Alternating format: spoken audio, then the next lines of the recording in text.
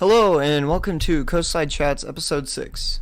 This episode I'll be talking about the history of the courts and some of the judges on it, having to do with the Roe v. Wade cases, and then I'll talk about a little bit about the Griswold case, a little bit about Casey, and a little bit about Dobbs, mostly about Roe v. Wade though.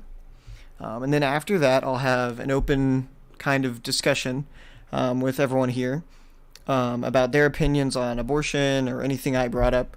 And then within a few days to a week, I'll do a second podcast where it's going to be more of specifically me talking more in depthly about the constitutional bases for rights to abortion or rights to privacy.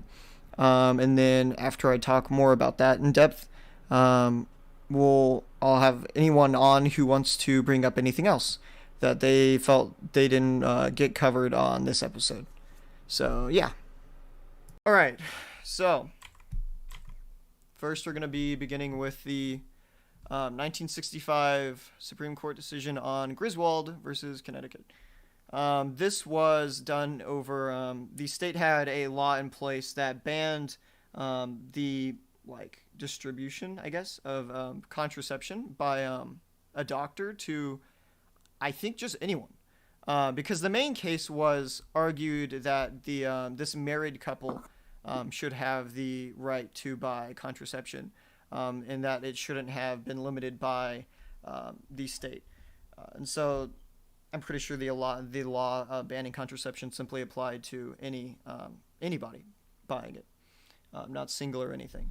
So the decision was based on the idea that there are a bunch of prenumbral rights that have to be enforced over all the states that are set apart in the Bill of Rights or the amendments to the Constitution. So it's the idea that found in multiple of the specific amendments there is a right to privacy that exists, and that any and all fundamental rights found within the Bill of Rights is forced upon everybody in every state. It supersedes state-level government, and this is set out by the 14th Amendment. And so any fundamental rights found in the Constitution, are dictated to be more important than any legislative state matters. So the idea for this case was that they found, the judges found a right to privacy as existing within the Constitution, and they found that through it being expressed in multiple of the amendments. And so because of that, they found it fundamental enough that it supersedes any state legislature to dictate, for example, what they're dealing with, contraception. So the main conclusion, or the main argument, was drafted by Douglas. So the way that the Supreme Court works is that you have the Chief Justice, and he himself doesn't have necessarily more power or anything. He's just another one of the justices.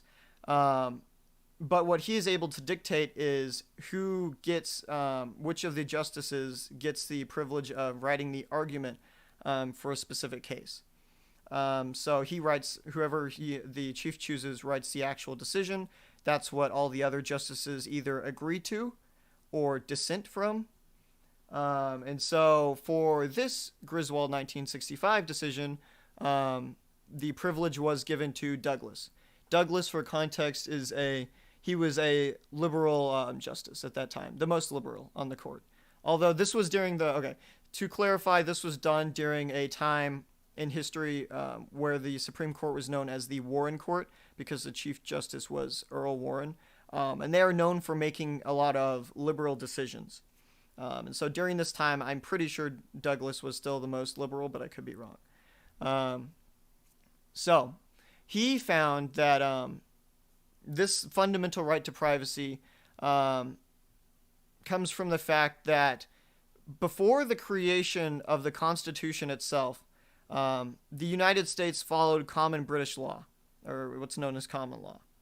So common law has existed for a long time, and found a long time ago, there was a case deciding that there was an inherent right to privacy that all people shared. So, this was like judged on hundreds and hundreds of years ago. So it was pretty like clear and taken for granted in the society of the United States at the time that the Constitution was made. It was so fundamental that Douglas argues that the founders of the Constitution didn't even think they needed to explicitly state it, because so many of the amendments hinge upon this right that had already been so ingrained in society. So his belief is that but to prove it further, his belief is that you can take from the amendments what they're saying and pull out of it the right to privacy. But by doing that, it would be so fundamental that, as I said earlier, the 14th Amendment applies it through all citizens. And so the state can't rule on it, and so therefore contraception would be something so private that the state court can't do anything about it, even if their legislatures want to. So this comes from his idea that what they're getting at in a lot of the amendments in terms of right to liberty is that there are, a lot of private affairs that people must be allowed to engage in, in order to pursue their God-given liberty. And so one of those, he thinks, is like very at the center is, the relationship between a husband and wife. And so he believed that this was so intimate and sacred that it would obviously constitute what the founders intended with their wording on rights to privacy and liberty. So that's how the original right to contraception came about. Now, one of the other justices concurred with him, which means that he agreed with what he was saying, but he had a little bit of a different understanding as to why he came to that conclusion. This man was named Goldberg, and he believed that the fundamental right to contraception actually doesn't need to be pulled from a bunch of rights like the First, Fourth, and Fifth with what Douglas did, but he believed that it actually comes from the Ninth Amendment. Now, the Ninth Amendment of the Constitution states that just because there are all these rights explicitly stated in the first 8 amendments doesn't mean that those are the only rights given to all people.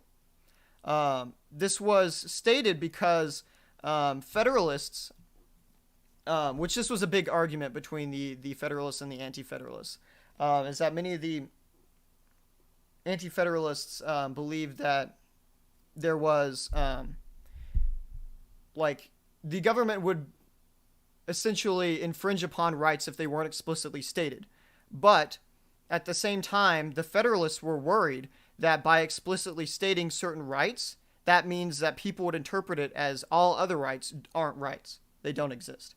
So the Ninth Amendment and the 10th Amendment were added to rectify that so that no one in the future could perceive that just because the first 8 amendments explicitly state a lot of things doesn't mean that there aren't a multitude of other existing fundamental rights for all people.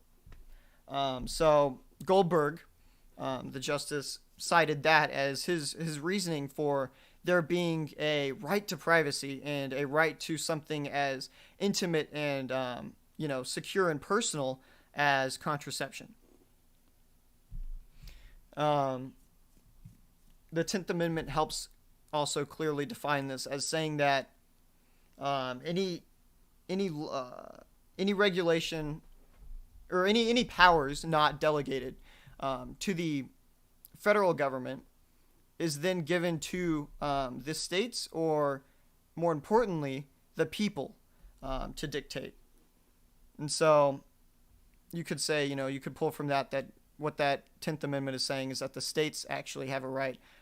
But I think it's clear because of the 9th Amendment that they're saying that the people have a more fundamental rights that the state necessarily can't do anything about just because they're not explicitly stated.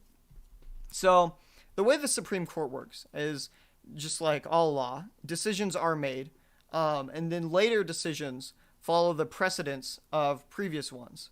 So if something was ruled in a certain way, then future courts, as long as they believe that the original one was ruled correctly, have to try their best to follow what was outlined in the previous case. So, this way people know what to expect in terms of breaking laws. And lawyers and everyone in law can practice understanding what's currently the law. So now we move on to Roe v. Wade, which was decided in 1973, but it took a couple years. So it was from like 1971 or 1970 to 1973. This was done over a different Supreme Court than Griswold, because Griswold, as I said, was the Warren Court, a liberal court. This was done under the Burger Court. The Chief Justice was Burger. Very funny name. So this court was filled with more non-liberals than the previous one was. Burger himself was a conservative. And so here we begin to arrive at the Roe v. Wade decision. The court had just received a new member earlier in the year, at the beginning of the term, whose name was Blackmun. He was a conservative-leaning judge, but in his life, when earlier he was a lawyer, he had spent a significant amount of time with this hospital that was very near his law office. So as a young adult, he had a lot of interest in medicine, and he had thought about pursuing it as his career, but instead he went into law.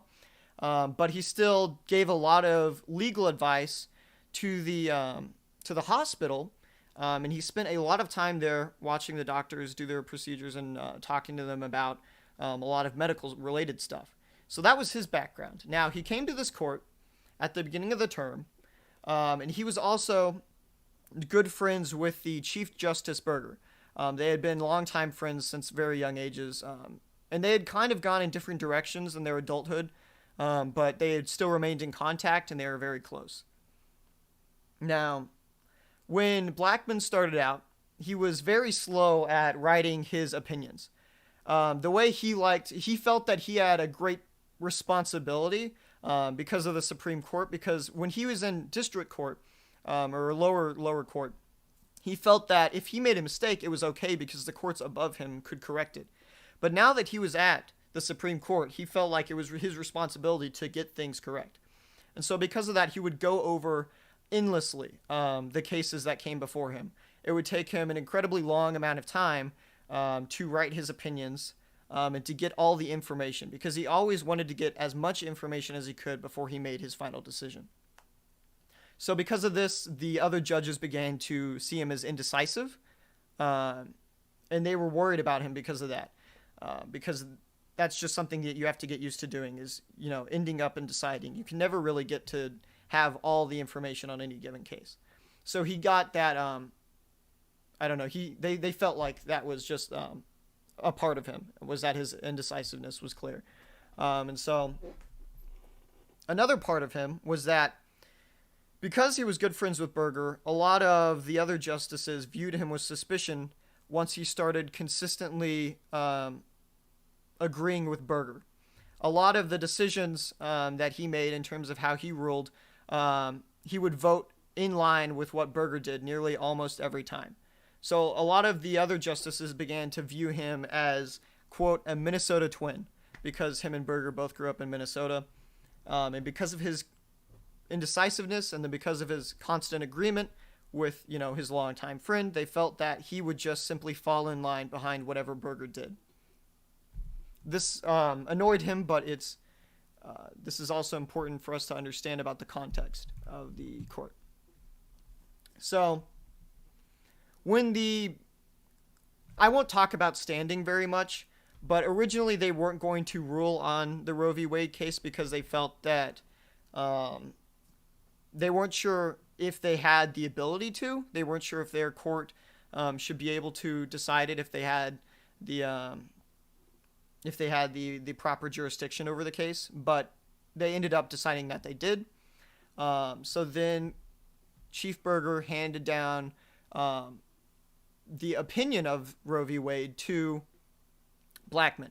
And that was viewed with skepticism because the other justices viewed him as, the Minnesota Twins. So they felt like by Chief Justice Berger handing it down to Blackmun, that Chief Justice Berger was trying to get an outcome that he desired without he himself writing the opinion.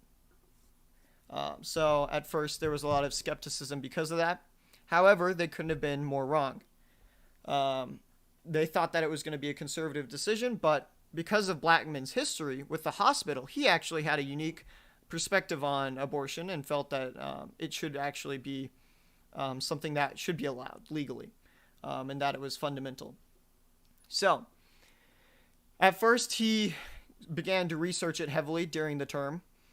Just like all of his other cases, he spent a massive amount of time doing so. So much so that he wasn't really able to come to a strong draft by the end of the term. Because, for context, the court works in terms kind of like, the school year. So they break over summer. So by the end of his term in June, Blackmun felt that he had not extended his argument out to the way he wanted it. And the actual draft he wrote was not very good. It was pretty poor. And it could have been worded a lot better. And he wanted to make a lot of change to it. So also at this time, the Nixon administration wanted to was appointing 2 new justices to the court. Now, they wouldn't join on until the next term. So generally, with big court decisions, the court likes to have a full court to decide it. So it seems more fair. More people ruled on this massive decision. So because of that, a few of the justices felt that they should move Roe v. Wade into the next term to decide it when these new 2 conservative judges would be on it. Douglas, who is the liberal, didn't like that idea. He felt that if the case got moved over the summer to the next term, he felt that Berger would be in contact with Blackmun and change Blackmun's mind towards actually being towards upholding the law, which they're trying to overturn. They thought that Berger would move Blackmun to be in favor of not allowing abortion, essentially. So Douglas fought against moving the court case to the next term. However, in the end, he lost because most of the other justices wanted to move it over to the next term, and in part because Blackmun himself, the author of the decision, wasn't done. So it eventually got moved to the next term. Over the summer, Blackmun continued to do an extensive amount of research on the court case. But now he went back to his hometown and visited the Mayo Clinic that he had spent so much of his life in earlier. He spent extensive time talking to the doctors, but didn't inform them what he was talking about or why he was trying to gather the information he was gathering. But during that time, he wrote laboriously with one of his I can't remember their names. The court members each have people that help them out, and I can't remember their name. But anyway, he worked with the man who helped him out, and so he and his little friend helped to decide this court case over the summer by extensive research into mostly the medical field. But also he did a lot of history on just abortion over the last few thousand years.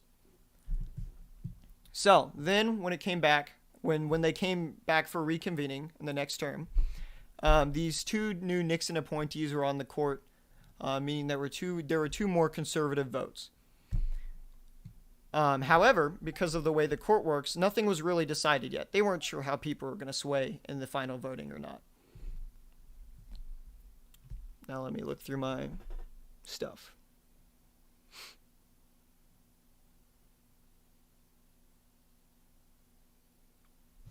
Okay, so, yeah. All right. I think that was all I wanted to say before the actual reasoning. Yeah, he felt that because of his time spent at the clinic, he had seen firsthand how laws can greatly affect what the doctors are able to do in terms of the health of their patients. So he had firsthand seen how doctors were afraid to perform certain surgeries or make certain decisions because they were unsure about the ambiguity of the legislation. And so he felt that he could rectify that and further help the doctors and help with the patients. And so that was his main reasoning for why he was so in favor of striking down the Texas and Georgia laws and abortion laws in general. Now, he found in his research that in the long history of abortion, it was almost entirely allowed for the last at least 1,000 years. I think it went into like 500 BC. So I guess like 2,500, but I'm not sure if he did clear coverage on all of that. During the majority of that time, abortion was something that existed and wasn't specifically outlawed or hated by any group. Religions at their core didn't originally have anything against abortion, and that wasn't until later that the morality of it came into consideration. He found that the anti-abortion laws that exist in these states didn't come into being until the mid-1800s. So not even at the time of the creation of the Constitution or really any part of the creation of the government. These abortion laws didn't come into being until the mid-1800s because of the fact that abortions had always been and were still continuing to be detrimental to the health of the woman. So the abortion laws were mostly originally created out of interest by the state of protecting the health of the woman getting an abortion, because they were unsafe and they had a higher likelihood of hurting the woman or killing her than a natural birth would. So the American Medical Association advised the states to create anti-abortion laws to keep safe the health of women trying to get them. So that obviously there was morality still in the justification for why the states created them, but that was not the main reason. And that was also not the reason that the lawyers of the state governments legally tried to uphold. They always argued that the reason for the anti-abortion laws was to protect the health of the woman. So because of this, Blackman came to the conclusion that... Wait, hang on. Yeah, I'm streaming. Okay. For a second, I got really worried that I wasn't streaming. Anyways, so from this, Blackman came to the conclusion that because medical technology had advanced so much since then, to the extent that where it was at when he was now presiding over it, that he felt that those laws no longer made any sense. Because by this point, the abortion surgeries were actually, in the first trimester, more safe for the woman than if she gave natural birth. So for this reason, he felt that the state definitely had no jurisdiction in their prior laws in terms of limiting them based on the idea of the woman's health in mind. So that began how he constructed what his main argument was, and the like almost regulatory argument that he set up. Because what he came to conclude was that it should be broken up into 3 trimesters, which he took from the American Medical Association a couple years prior in 1970. Redecided, from differently how they had 100 years before. And we're now saying that actually abortion, because of its safety now, should be broken up into 3 trimesters. And, the states can do blah, blah, blah. And so Blackman agreed with this, and that's how he outlined his opinion on abortion. So he came to the conclusion that in the first trimester, he believed that the woman has the right to decide solely with her doctor about whether she should get an abortion or not. He found this to be the case because of what I'll later talk about in terms of a woman's fundamental right to privacy, and because of the fact that the laws limiting abortion made it actually more costly for the state because of the cost of childbirth, and because they had no reasoning for doing so. to limit abortion. There was no health concern anymore for the first trimester of abortion. In fact, it was safer than getting a natural childbirth. So you could even argue that, if that legislation was allowed, it would worsen the chances of women dying. So he's laid out that for the first trimester, it should be up to just the woman and her doctor. For the second trimester, which this is trimesters of pregnancy, to clarify. Sorry. For the second trimester of pregnancy, he believed that the decision should still largely lie between the woman and her doctor. He believed this because now the risk behind abortion was becoming to get closer to pregnancy, so it wasn't as safe as it was in the first trimester, but it was still about equal with natural childbirth. So he still felt that the states had no jurisdiction in deciding that it was safer, or that they were ruling on the health of the woman, because the health of the woman would be the same either way for the second trimester. So he believed that it should still largely reside in the decision between the woman and her doctor as to whether there should be an abortion or not. But because of this narrowing of difference between the risk of an abortion and natural pregnancy, he did believe that the states could, if they wanted to, legislate on whether to require very medically safe environments. So he said that the states could, legislate on requiring the woman to stay in the hospital overnight, or that it had the doctor's clinic that she was in had to be up to a certain standard for her to have an abortion. So he allowed for that to be the case.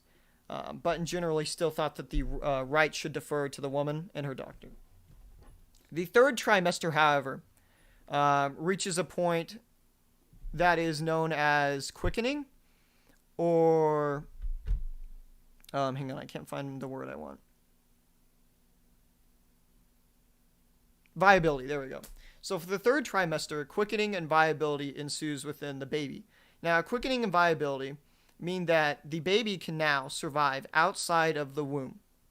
So there begins to be a lot stronger of an argument for the idea that the baby is alive as a separate entity from the mother.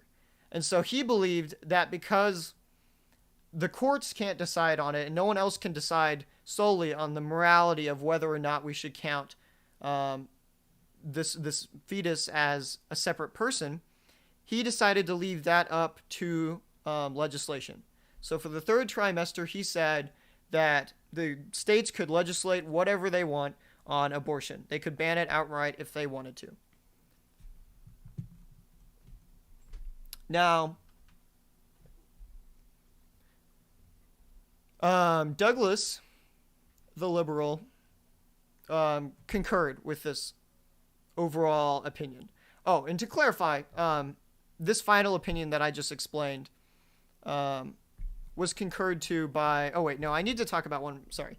There's a lot to cover here, so I'm a little bit weird in how I go around it. There's one other thing I need to point out that Blackman stated in his opinion besides the 3 trimester sections. He also spoke a little bit about the right to privacy. So Blackman didn't believe that going into specificity on the right to privacy was necessary, because he felt that that the medical standpoint of it was the main thing he was trying to get out. He was trying to attack that the most with his trimester explanation. But he still wanted to talk a little bit about the right to privacy. And so what he said was that he believed that there are many such places in the Bill of Rights, the Constitution, where it's clear that the woman has the right to decide something like abortion. He felt like it didn't matter which amendment you pulled it from, whether it was the 1st, the 4th, the 5th, the 9th, the 10th, or even the 14th. He felt that it was clear that the woman had such a right. So he didn't go into any detail about specifying where, because he thought it was obvious enough. But yeah, he did go on to say that it was an important right. and that's what dictated why he believed that the woman should be able to decide largely in the first and second trimester. Now, that hinges upon the argument I brought up earlier in Griswold. So, Griswold, authored by Douglas, said that it fell between the Fourth, the Fifth, the First, and then the 14th Amendment, and that was the outline that they should follow for right to privacy. The court should follow in the future. Blackmun thought that was fine. He didn't particularly care. Now, that was his whole opinion on Roe. That was the opinion that was finalized and that 7 of the 9 justices ended up agreeing with and signing on to, which included multiple conservatives. It included Blackmun himself, who was a conservative. It included Berger, who originally wasn't going to agree to overruling the law. He was originally going to, oppose abortion and keep it outlawed, but he actually agreed with Blackmun and ended up changing his view and signing on. One of the 2 Nixon appointees also ended up signing on to this opinion, who was a conservative. The other Nixon appointee dissented. And then all the liberals all signed on to the opinion, thus creating the 7-2 majority for overruling the Texas and Georgia and general abortion laws over what I just explained. Douglas specifically wanted to agree, obviously, but he wanted to also outline where he found the right to privacy to be in, to make it clear. And so I'm not really going to explain that because most of it's the same as what he said back in Griswold. But yeah, he just felt that it was just as important in this case as it was in Griswold. And then the other justices that agreed didn't really have differing views on why they agreed. They mostly were in line. Oh, I do want to mention, there was one other part. I forgot which justice it was. I think it was Brennan. Which, to clarify, Brennan was actually a Catholic liberal. So the Catholic Church was the main opposition to abortion during this time in history. And so that's why he didn't author the opinion, was because the other justices and the Chief Justice knew that if they made Brennan author the opinion, the Catholic Church would be very upset at him. So that's why they ended up giving it to Blackmun. But anyway, Brennan wanted Blackmun to outline one other specific thing. He wanted to specifically state that legally the fetus is not viewed as a separate person with separate rights.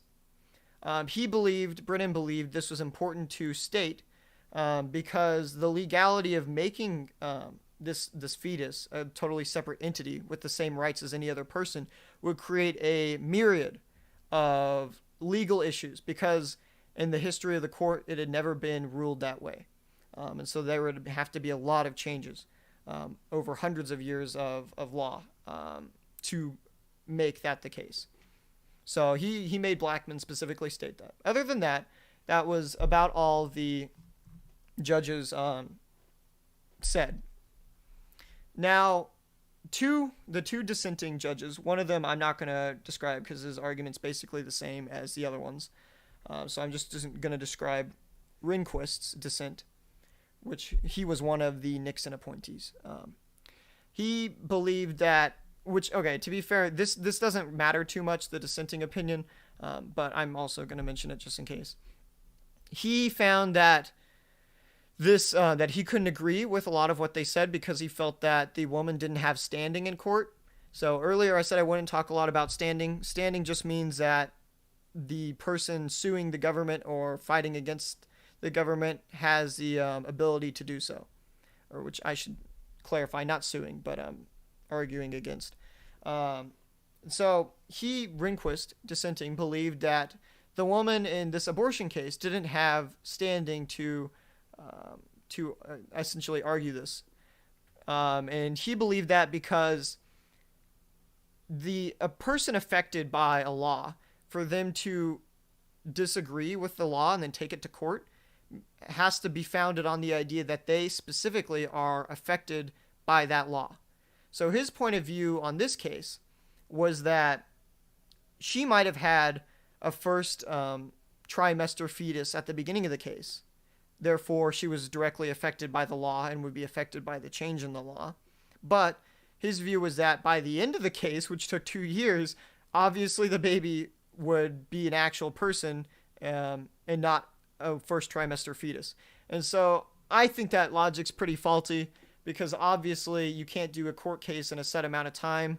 And, that's just how the process works.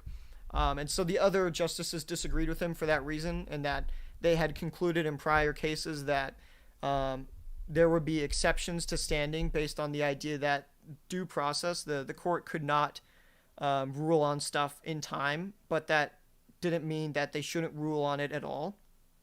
And so they disagreed with him, but that was his reasoning.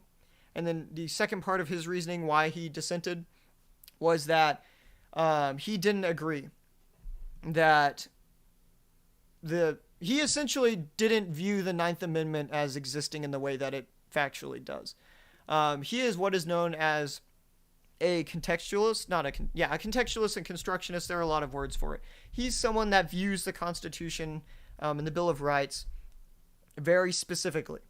So he says that what you find explicitly written is what is permitted. And so because abortion was never mentioned in the Constitution, and because a right to privacy was never explicitly mentioned in the Constitution, he felt that they didn't exist. Now, this is the exact view that the 9th and 10th Amendment were originally created to oppose. It was to keep people from coming to this conclusion, but he did. So that was his secondary reasoning, is that because they weren't explicitly stated, they didn't exist as fundamental rights, and therefore couldn't overthrow the law. I need water in a second. Okay. I'm not going to explain what the laws are exactly, but I have them written down if you're curious or if you'd like to know. But I feel like there's no real reason for me to. But anyway, that decision, overruled all of the abortion laws existent in the states. So significant change was made because of that. It had great impact socially and politically, and I'm going to cover most of that in the next podcast and not this one because I think I've talked for pretty long now. But a few things is that, Brennan the Catholic got a lot of the Catholics were not very happy with him agreeing to overturn abortion laws. Black men also got a lot of hate because he was a conservative. And anyway, it was just they didn't know how big this decision would be. They knew it was going to be important, but the court was not aware of how large in magnitude this decision would be for the next, 50 years. But that finalizes my coverage of Roe v. Wade. Now, I'll briefly talk about Casey and I'll briefly talk about Dobbs. So Casey was a court case 20 years later in 1992 that was reaffirming the Roe v. Wade case. Now, by this time, many more conservative justices had gotten onto the court. And since Roe v. Wade, a lot of states had passed as much restriction on abortion as they could that was still legal. And in this Casey case, the court was going to declare whether they found certain Pennsylvania ones constitutional or not. So believed at this time, the conservatives thought that because of the court having more conservatives now, they would have the majority needed to overturn Roe v. Wade. For the last 20 years since the previous case, a lot of the Republican Party had aligned with the religious right to form a coalition. So a lot of their main purpose in this realignment was that the religious right wanted to reinstate abortion laws. And so, the Republican Party was attempting their best to do that. And so they had appointed a lot of, conservatives onto the court. However, with this Casey decision, even because of everyone thinking that it would come out in the conservative favor, 3 of the conservative justices ended up agreeing that they should reaffirm Roe v. Wade and not overturn it. They did allow, in this case, some restrictions on abortion. But they didn't allow one specific one, and they didn't allow the whole of Roe v. Wade to be overturned. The one that they specifically didn't allow was the requirement of a woman to inform her husband that she's getting an abortion. They found that that was unconstitutional. But other than that, they allowed some of the other restrictive abortions, such as having the woman have to wait an extra 24 hours to get an abortion, and other things. So this also outraged the conservative wing, as once again Roe v. Wade was affirmed, and 20 years hadn't resulted in any substantive progress. Now, 30 years later, we arrive at the Dobbs case decided this year. I will mostly be talking about the Dobbs case next episode, because I haven't gone over it thoroughly and it's very long. But the main idea is that a lot of the reasoning the Roe v. Wade hinged on, in terms of black men referring to the long-standing historical context and stuff, they found that to be not good reasoning and faulty. And so they ended up, overturning Roe v. Wade. So that arrives at where we're at now. Okay, so I don't think there's anything else I need to say to provide you guys with information. If you have any questions on that now, let me know. If not, I'll just I don't know. I guess I'll let whoever wants to speak first speak. So whoever raises their hand first, or actually no, what I'll do is I'll introduce opinions first. So I'll have Noah and Vanessa, the two pro-life people, come up, and they'll explain why they believe what they believe, and how they feel about this overall. And then after that, I'll allow everybody to speak. Obviously, because of how many people are here, I'll have to restrict who can speak and at what time. But in general, this is going to be pretty open now because I don't have very much more to say.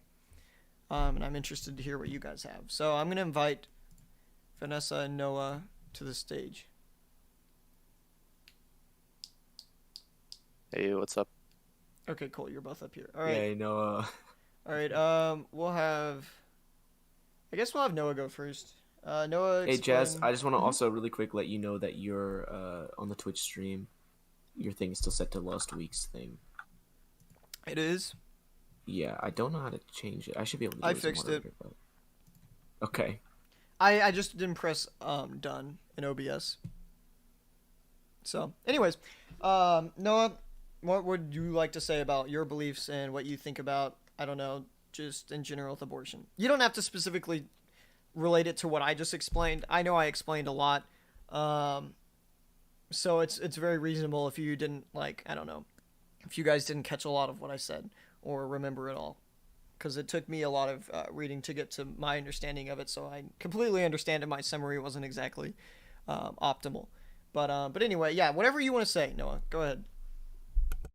Yeah, so a lot of my views of pro-life aren't really based on the government side of it or the legislative side of it. It's more of from a moral standpoint. Part of why I think that you shouldn't be able to abort a baby is because I'm a Christian, and I think that God intends everyone for a purpose, and He creates them, and they have value because He creates them. And so I don't think you should just be able to throw that away because it's an inconvenience to you to have a child, or because you didn't mean to have a child. Another part of my reasoning with it is my family fosters, and we are involved in the foster care system. And while it's not a fantastic system, I think there's a lot of good in it, and a lot of good in being able to see those kids, even if they don't end up back with their families, being able to see them end up with loving adoptive families that are going to take care of them. I just think that they, kids who probably otherwise would have been aborted, still have a lot to offer for the world, and still have a lot of love to give, and a lot of love that people can show them. And so I just kind of think that we should focus more on improving the foster care system and improving adoption systems and things like that, instead of focusing so much on abortion and making that more applicable or easier to do. Yep. Okay, that makes sense. Vanessa. what would you like to say? Yes. Yes. I just want to say, during the trial, I strongly feel that they weren't considering the health of the baby. You know, like, I strongly feel that the life begins at conception, and that life has value in it. Just like um, any other human being, they all have value. And so, I, you know, uh, that's pretty much it. Like, right now, I guess. Right. Yeah, I think that's fair. Okay. All right. Keenan wants to speak first. All right. So now we'll just do whatever. You All right, guys can first of speak all, about anything. Yep. oh, sorry. First No, of all, no, I just you're want to good. say I have work in about 30 to 40 minutes, so I will be leaving early. Yeah, But you know, I'm you're gonna good. so I'm gonna talk early. So building on what Noah said, the problem with women getting abortions is I understand the notion of trying to reduce abortions, but banning abortion outright does not solve the problem, and it never will solve the problem. What's the problem? The problem is that women don't have the opportunity to have that baby, right? Um, uh, so for example, you're talking about the foster system. The same people who are voting to ban abortion, uh, mostly conservatives, have been the same people, are the same people who are refusing to fund the foster care system, right? Yeah, and I'm saying that's a problem. Yes, and I agree.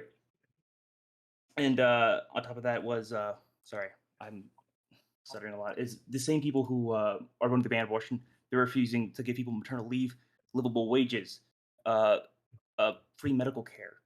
All this stuff that is needed by a mother to have a child, they're completely cut off from it, right? So banning abortion would not solve the problem. Instead, it would be much better to build social um, um, social systems that would help the woman foster the child, right? Yeah. Because women don't go for abortions because they necessarily don't want to have because they just want to have an abortion. They go for the abortion because they don't want they can't foster the kid, right? Yeah. I So, yeah, you go, Derek. You no, go. no. My own's building on a second point, so Oh, I was just gonna say, like, yeah, I think that inherently, like, banning abortion or reducing it by quite a significant amount should come with like a bigger emphasis on like helping the moms actually be able to raise their kids or helping them like have ways of dealing with that and stuff. So yeah, I agree with you that there hasn't been enough emphasis Mhm. placed on like actually helping the mothers and stuff. So I think that there's a lot of programs out there to help mothers, especially new ones. There's and also there's a crisis pregnancy centers all across the nation with financial needs for the financial needs of mothers. Um, so I think that That's if people ask for help, they're gonna get it. that's true. But if you ban abortion, these crisis or I'm going to call them just hotlines. I'm not sure whatever you're referring to. These crisis groups that they're going to be overwhelmed, right?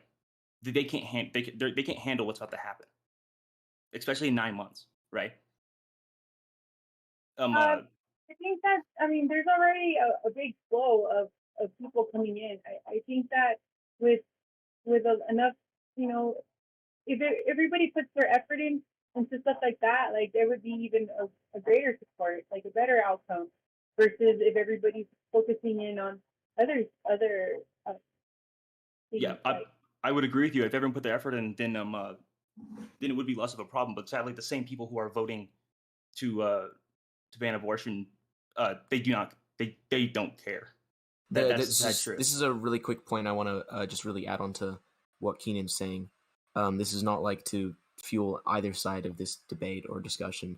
It's basically just noting that a few weeks ago, if you guys are aware, in the U.S., there's a huge baby formula shortage, which is really hurting mothers, especially since a lot of babies can't breastfeed or are allergic to their own mother's breast milk. 192 House Republicans voted against a bill that is like the basic necessity to provide baby formula to people in the U.S., which Yeah. I thought was absurd. And that's what I was gonna say something else, Noah. But like, I understand your from a religious perspective, voting, and there's nothing wrong with that. But I'm just want to say that the people who are voting to ban abortion, they don't have the same they don't have the same mindset as you, not at all. And the problem will not be solved if The thing, banning abortion. Yeah, like just banning abortion isn't enough. Like there's gonna have to be more than. I mean, just I don't saying that. think banning abortion would fix it at all. the people that That's what I'm saying are though. Like they can't just ban abortion. They also have to like build stuff up around that to be able to like support the If moms. they would and, ever like, consider care banning for abortion, babies they and would stuff. have to fix a lot more problems before they ban abortion. the people that are voting for abortion don't care to help the mothers that are recovering from having the abortion and all of the crisis that comes after that, mental crisis. I mean, the psychological and crisis that comes with that. And there's a lot of people that even want to commit suicide because of it. And they're not supporting on that side either. And as far as formula goes, I mean, God has taken care of that. I mean, I've breastfed all of my children. I have 4, and there's no formula. I think God gave us breast milk.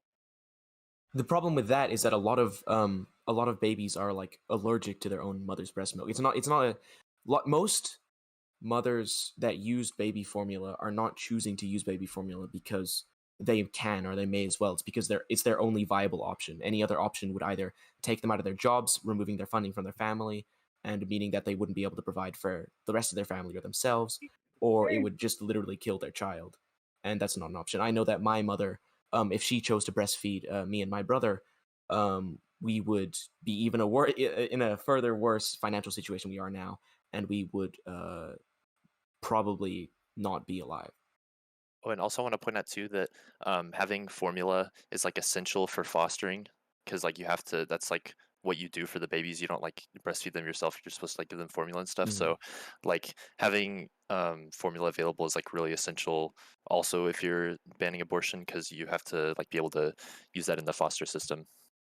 I'm sure there's natural ways of creating a formula to feed a child. I mean, how did the societies do it back in the day when there was no The babies died.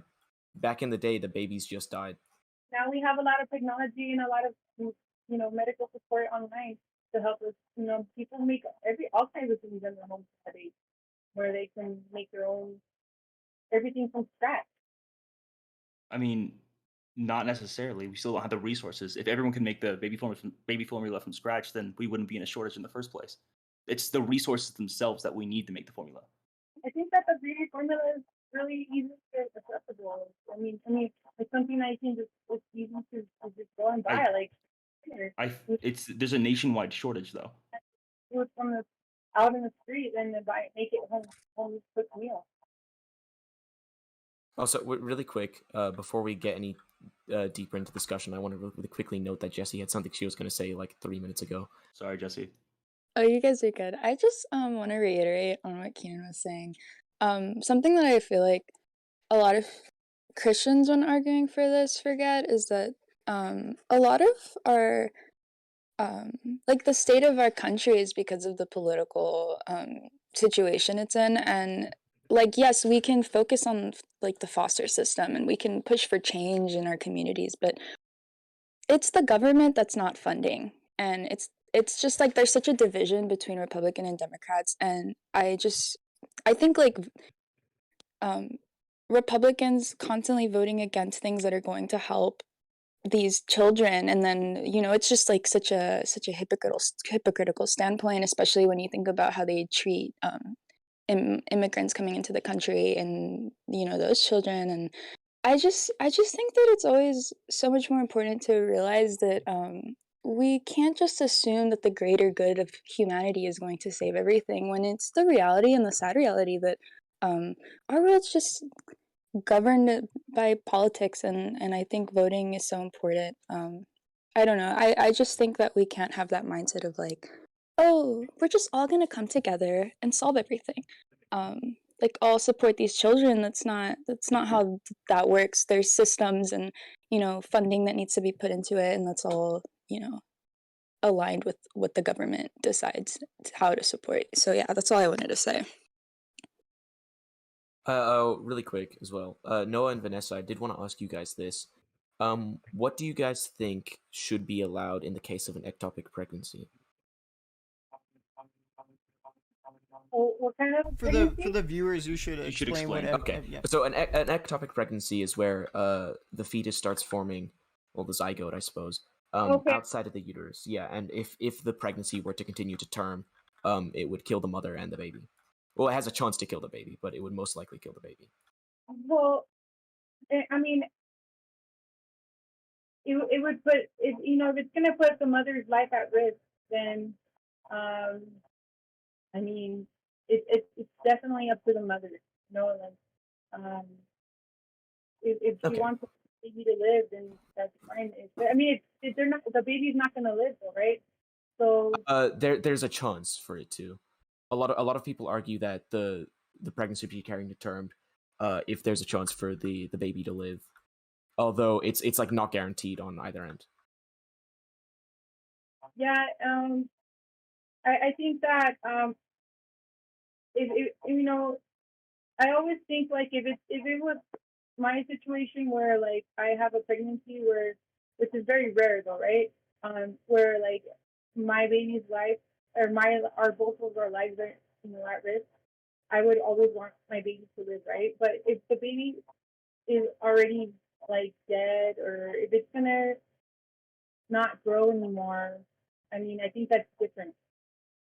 But I mean, if the baby growing in the wrong area of my body is gonna cause me to die, I mean, is the baby gonna still be able to grow? I mean, I would need to be more knowledgeable.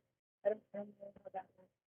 Yeah, I'm not entirely sure about the exact percentage of how often the baby lives as well, but I am looking it up right now. It does seem it's about 1 in 50. It's just a lot more common than I thought it was, but about baby 1 in living? 50 pregnancy. No, of this type of pregnancy happening, and that would put the mother. Oh at wow! risk. Wait, really? It's 1 in Oh, wow. 50 Yeah, 1 in pregnancies? 50. Holy crap! Yeah, that's very. I I know it considerable. can be stopped early on. I know thought they it was can like move 1 in 200. They No, can I move assumed it was early like on, 1 in I think. 1,000 or something. Yeah, I Yeah. didn't think it was. But yeah, as for the baby living, I guess I'll look into this in the background here. Yeah, I don't know. I'm not like 100% sure on this, but I would think it would definitely be up to like her and her husband.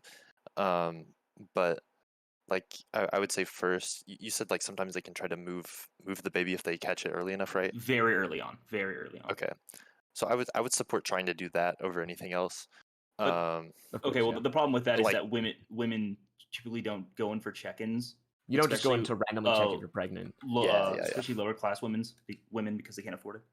yeah, I know. I'm just saying like if it's at all possible, I would support that. But Of course. other than that, I would probably say like save the mother, like in that Mhm. rare instance. But yeah, I don't know. I haven't like really thought about this a whole lot. Yeah, that makes No, sense. hey, you're good. I don't expect my listeners to have necessarily like I don't know considered it for a Pre-formed long time. opinions. Yeah, it's supposed to be that I just give you some information, then you just say what you think currently. But I mean, Can I ask a informa- question? Oh yeah, go ahead. What's y'all's opinion on sex education in school? I think it's a good thing. Anyone I else? think it's great. Yeah. As an Aussie, Liberals, so- alright. Yeah. I No, think that oh yeah, sorry. matter Continue. in a certain age. Like if the kids are like in elementary, I mean at kindergarten or first grade, and sex education is important, but to a certain extent. Like but they're trying to impose other things on the kids that are adults, and they're just. I feel like it's hurting the children and confusing them. What I think age? that- Oh, sorry, I didn't mean to cut you off. Continue. I mean, even at myself at age 18, I didn't know what I wanted to do in college for the rest of my life. So how would an elementary child know what Because I know that maybe this might be heading. I don't know, gender stuff going on right now. so I mean, I know a lot of people are saying, well, they're showing kids a lot about different types of stuff like that right now. And so, I mean, I feel like a child would, not know what exactly he was talking about. If he feels one way or another, as far as gender goes, like that. I think it's. Sorry, Emily, were you about to say something? You can go. It's okay. Okay. Um, I think sex education is important in schools, but I think it should be. I think you should wait. Well, like ideally, I think it should come to your parents to explain that to you. But obviously, I know that's not going to be the case with some people. And like it's not practical for like all parents to be able to do that, or like some parents aren't like necessarily present in their kids' lives that much. So I do think having some education in school about it is better than like just sending them out Relying on blind. parents. Yeah. Yeah. But I think the way I wish it could be taught is just like teach kids to like wait until they're married to have sex, or at the very least just teach them to wait until they're prepared to have a child to have sex, because if they're doing that, like that's a choice and they should be prepared for the consequence of having a child. Even if they're taking precautions, they should like be ready for that possible outcome of having sex if they're going to. Okay. I agree to an extent. I think that it is sex education is extremely important. Of course, you shouldn't be. I don't know about telling children about sex. I don't think that they have like the capability of truly understanding the emotional and physical factors of that. However, I think like in Texas, in public schools in middle school, you're supposed to learn about sex, but it's taught from a very um, I feel like it's taught from a very inconsiderately. I don't want to say. I don't know what word to use, but it's taught from the standpoint of sex is bad, sex is you shouldn't have sex until you're married, that kind of thing. Like, which is I Yeah, think that's called is abstinence training. I just want to clarify. yeah, okay, yeah. So which I don't think is necessarily bad to teach children that you shouldn't have sex until you're prepared to. I think that's really good. However, I do think that it should be taught from a very objective standpoint of biologically it affects you, what it is. You shouldn't have religious factors dictating or personal beliefs dictating what you're telling these children to be true, because it's not to say that if you have a religious or personal belief about sex that it isn't true. What I'm saying is that from a lot of circumstances, people who struggle with like sexual abuse early on with life, like it's very different circumstances for everybody. And I think teaching sex from a very objective point of view is way more important than being like, hey, you shouldn't have sex at all. Because I think whenever you teach children to be scared of sex, it creates a really unhealthy relationship with it in the future. And whether that is like you uh, don't or do engage in sexual activity, I don't think that's anybody's business. However, I like I said, like I just think that it's really important to teach about it from an objective point of view and say, hey, like maybe it's not a great idea to have sex until you're ready to have sex, whatever that means for you personally. But it shouldn't be taught from a standpoint of it is a bad thing. If that Well, I makes think. sense. Oh yeah. I wasn't even necessarily saying that from like a religious standpoint, but more from even like of a logical standpoint. Like if you're having sex, like there's a chance that you'll have a kid from it, even if you take precautions. So you should Yeah. teach them like you shouldn't do that until you're prepared for that potential consequence of having sex. So that was more of what I was coming from, and that would also Yeah. like I feel like if that was properly taught, like not necessarily trying to like scare Yeah, them from it and necessarily, that's but what just I like mean is that especially from this, I'm recalling from the sexual education that I had in middle school, it was very unproductive. It didn't actually tell you about like a lot of What it things about the was. female body, about the male body. It was basically like, hey, if you do this, you're going to get pregnant. It wasn't necessarily, they didn't teach us very much about ovulation periods, about like how the actually like the biological ways that babies are made between the egg and the semen, and it wasn't very educational from an objective standpoint, and I think that's extremely Yeah. important because if you are going to have sex, you should know about how it happens, how it's going to affect your body, even if you don't get pregnant. and how that it's just yeah, it's just extremely important in a lot of different ways. And I do think that I agree with you, Noah, in that it is really important to emphasize that it is something that if you're going to have sex, you need to be mentally and like physically and I guess financially, if it comes to it, prepared for the repercussions or consequences if something were to happen. Um, but at the end of the day, that's just my personal view, is that it really should be taught from a very objective standpoint. So I was gonna tie this. Oh, Derek, you want to say something? No, I'm good. Okay, so I wanted to tie this down to abstinence training, because the abstinence training is effective, but not at reducing pregnancy. The reason abstinence training first became popular was to reduce the spread of AIDS, right? And it did a really good job at that. But the problem with abstinence training is it didn't inform people on how to use contraceptives.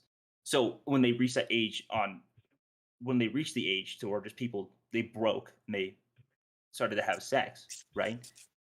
They were broke. still Sorry, they broke. that's- You know what I'm saying? Yeah, They started to have sex. They were still having kids, like unintentionally having kids, and that's why I think real sex education that teaches people, of course, at the right age, about contraceptives. yeah. Like It's regardless much of more opinion, effective because. Oh yeah, go on. No, yeah. It's like you can say like you can tell the kids like it's always a good idea to have sex like after you're married, to wait and to make sure that like you're prepared.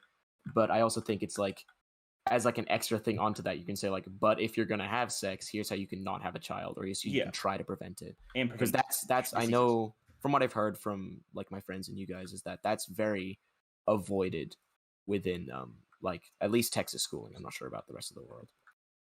And another thing about power sex education is that I think there's a Mayo Clinic study, or was it Pew Research? I have no clue. But kids that are Hey, Mayo or Clinic. I don't know, teenagers that are that have been taught about contraceptives, how to use them properly, are 50% less likely to have a child or unintentionally have a child, and that's huge. And clearly the same, especially religious conservatives that with political control, they are strongly against sex education. Mm. Maybe not neoconservatives. I don't know.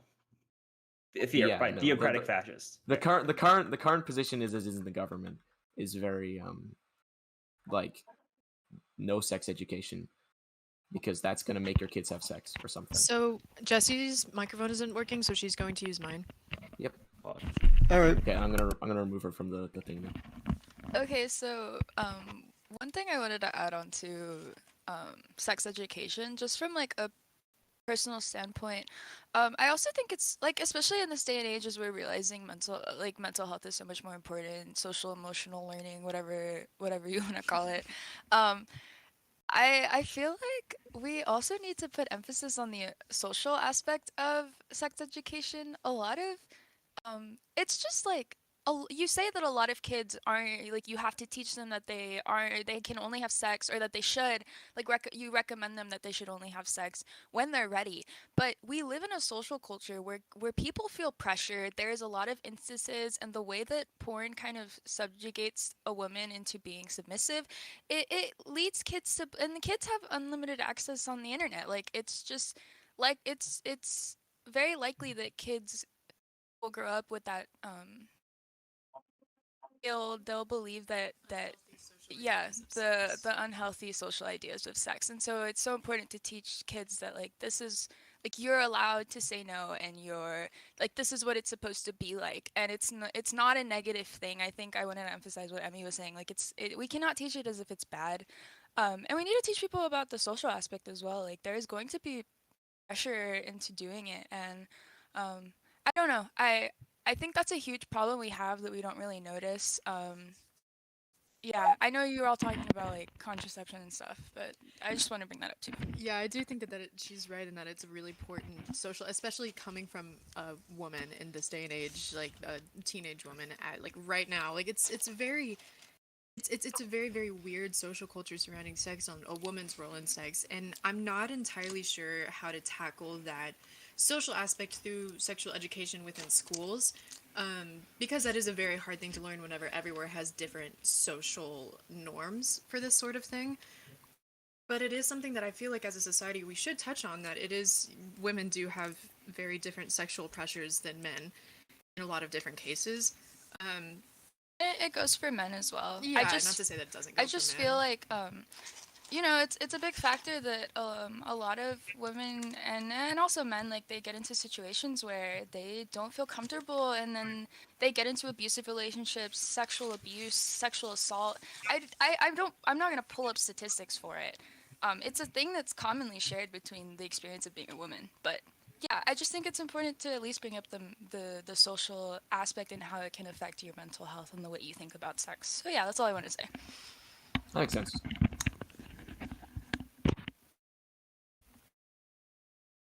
Seems like a general consensus is like sex education should not just be about sex, which I think is kind of ironic. But that is at least what I think, what I've been through in my experience, and like how I was taught. What I think is very like good, because I didn't get the same education that you guys did. And I was taught about these kinds of things. Like we talked about um, porn and how the industry was very negative, and how women were treated, like, and stuff, and like sexual assault and situations about consent. And so I was taught very early that about this stuff more so than I was about like the ins and outs of sex, pun not intended. So, do you think that has, I'm not sure about statistics, especially between countries, but do you think that has a really extreme, like, positive impact on ideologies of sex within, say, like, I guess Australia, where you learned this? Well, you do have to keep in mind Australia, I think, as a country, is just like generally more sex positive. So I think if you were gonna have to talk about like how the sex education has affected it, you'd have to go back to like the roots of everybody's culture in the country already. And I don't think that's a fair question Yeah, to pose or for me that to answer on. that does make sense. I'm sorry, I just meant like Yeah, socially as of right now within children, I because wouldn't know either. So from what my I experiences in Texas, at least, is that people will avoid the subject at all, and I think that is extremely unhealthy to just avoid the education of sex in general. Um, before avoid that subject with children. I mean, of course, with young children, I think middle school is a good age to introduce people to the realities of the world in that aspect. But yeah, sorry, I just was like wondering in terms of how it does socially impact, I guess the age group of middle schoolers and how they view sex. But you're right in that it does, like, culturally, like how countries have socially constructed themselves. There's a very, very big difference, and that isn't a great question to be asking.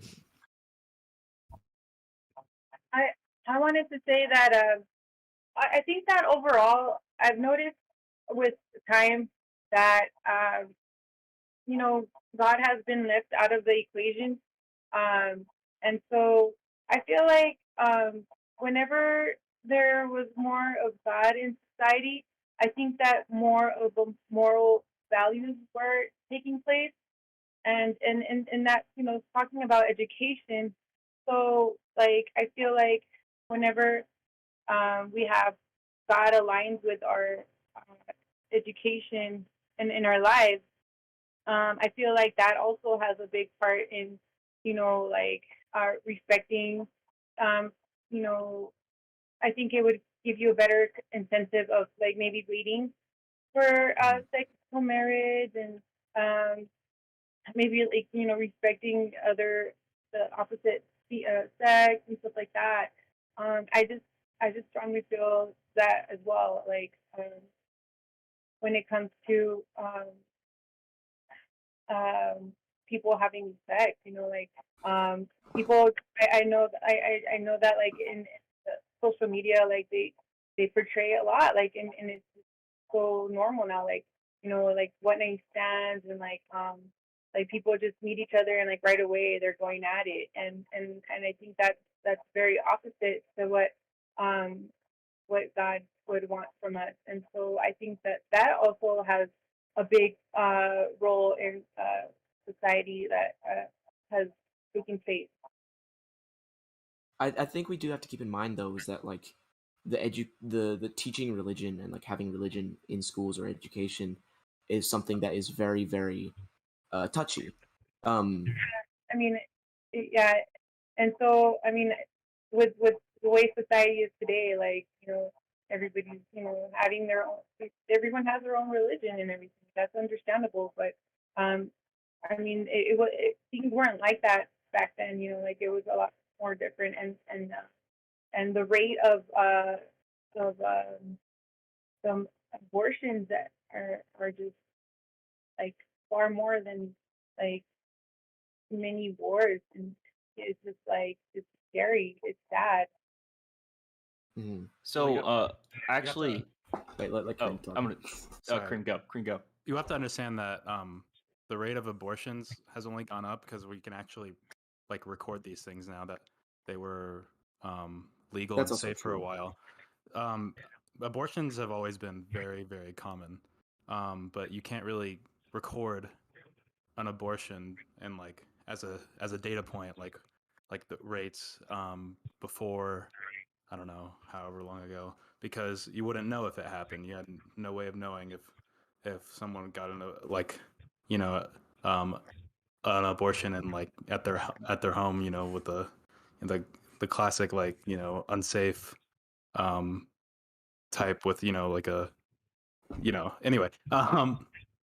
anyway so like I'm I'm not sure if like actually the rates of abortion actually went up, and maybe they did, but that is something that we probably won't ever know because we don't have those data points from back then. Actually, we do have those data points. Abortion has actually has been on a decline ever Oh. since Oh, I'm recently. a liar, So I I guess. really don't think a necessarily religious society and lower abortion rates are really tie in, because technically America has gotten less religious. I hate to do this, Keenan, but source. Yeah, I was gonna say, wait, what's the Fine, timeline I'll for find the this? source. Thank you, Keenan. What's the timeline? Do you know when it started decreasing? He's looking. So I know it spikes during it spiked during 2008. While you guys 2008? are looking Okay. that up, I do want to make a comment about the religious aspect of this before we change subject. Sure, go I for put it. in resources. by the way. Okay, we'll talk about this after Emily's. And after Emily, I want to say something. Sorry, go ahead. Oh, you can continue if you want. Sorry. No, it's totally different. Go ahead. Oh, okay. So I do want to say, like, yeah, like religious aspects, I do think have a very large impact, but I don't think that we should dictate that moral decision and the differences just based on one religion, especially since we live in a country where, like, we claim to be based on freedom of religion and freedom in general, but whenever it's actually at the base, it's driven by Christianity, basically. I think that because if you look at a lot of different religions, it's a necessity in some cases, like Mormonism and for Judaism, it's a necessity for parents. They say that if the mother is threatened, you need to abort the child. And I think in terms of like sex, I don't know if it's necessarily a matter of if people were more driven by their religion, that they would be more abstinent, because coming from religious. Sorry, Jesse, hold on. She's probably gonna say something after me. I think coming from a religious family and being in like being in youth groups growing up, from what I've seen, it has not really made a huge difference on people's abstinence, at least from the communities that I've been in, and that it isn't a big deal to people at the end of the day. And I think that is more so a social aspect than religious aspect. But I don't know. I just wanted to add that in here, Jesse. Would you like to go first, Kareem, or I just have something really quick to say. No, you can go ahead. Okay, so I think it's important to take in the fact that the reason, yes, Kareem's right. We didn't have a way to report abortion and like how fast they were happening or when they were happening or where they were happening. But I also think a big reason why like there's this concept that religion has saved everyone from having sex and at a young age, there's a history of women just not having a way to dictate their own life, and I think we all know that. We all know that is like 100% fact. And so I think it's important to realize that maybe these abortions never happened because women did not have rights. And I think that's the argument that a lot of like liberals will push with this whole abortion talk. But yeah, I think it's important to take into account that this is a women issue, and it's not about whether in the past, like we cannot just keep thinking like, oh, the rates and how they have risen or declined over time. Like that's the accurate way it happened. So anyways. Yeah, it makes sense. Okay, so what I wanted to say is, so I got here late, but I imagine, I think probably Vanessa and then maybe Noah, I don't know. You guys were arguing that life begins at conception, right? Okay, hold on. Let's put a hold on this specific debate. Sorry to shut you down, Kareem. No, But I personally think that so the argument that life begins at conception. Well, is no, like I'm not completely arguing. I'm not arguing that. He's I'm arguing that arguing it's he's arguing that it's I'm arguing irrelevant. that it's irrelevant. Yeah. Because Okay. So what I was gonna say is that whether you believe life begins at conception or not is completely irrelevant in my eyes. Personally, I don't at all. But I think we need to value body autonomy more than whether life begins at conception. If I need a kidney, if I'm gonna die in 10 days and I need a kidney, and all of you could save me, none of you guys have the obligation to save me. It's because it's your body, and then if I die, I die. That's the same thing for abortion. Whether you believe that at conception they have life or not is not up to. It's not the same though, because you're the reason that life exists. You're the reason the child exists. I wasn't responsible for you being alive, but I am responsible for that child being alive. Yes, but it's still their body. It's their body autonomy. Oh, sorry. I almost died in Minecraft. It's for real. So I mean, I agree with Kareem entirely. Even though, yeah, it's your responsibility. And well, I don't want to say in all cases because that's not true to all cases. But I'm about to say because of rape. But you are responsible for what you did with your body. However, that does not mean that other people can dictate your personal moral decision if it is affecting your life drastically. Yeah. And I was gonna sorry. Oh, sorry. Okay. I was gonna say like I'm not arguing whether it's moral or immoral. That's not something I want to get into. But what I am saying is that it's not up to anyone except for the person who is getting the abortion, because it's their body. And it's not and like whether you want to say it's immoral, whether you want to say it's moral or it's immoral or it's like the worst thing you can do, like like I don't know, you're going to hell for it or whatever, it doesn't matter to me, because it's still not your say for anyone else, nor is it my say for anyone else. It's whoever's body it is, it's their say, and it shouldn't be anybody else's.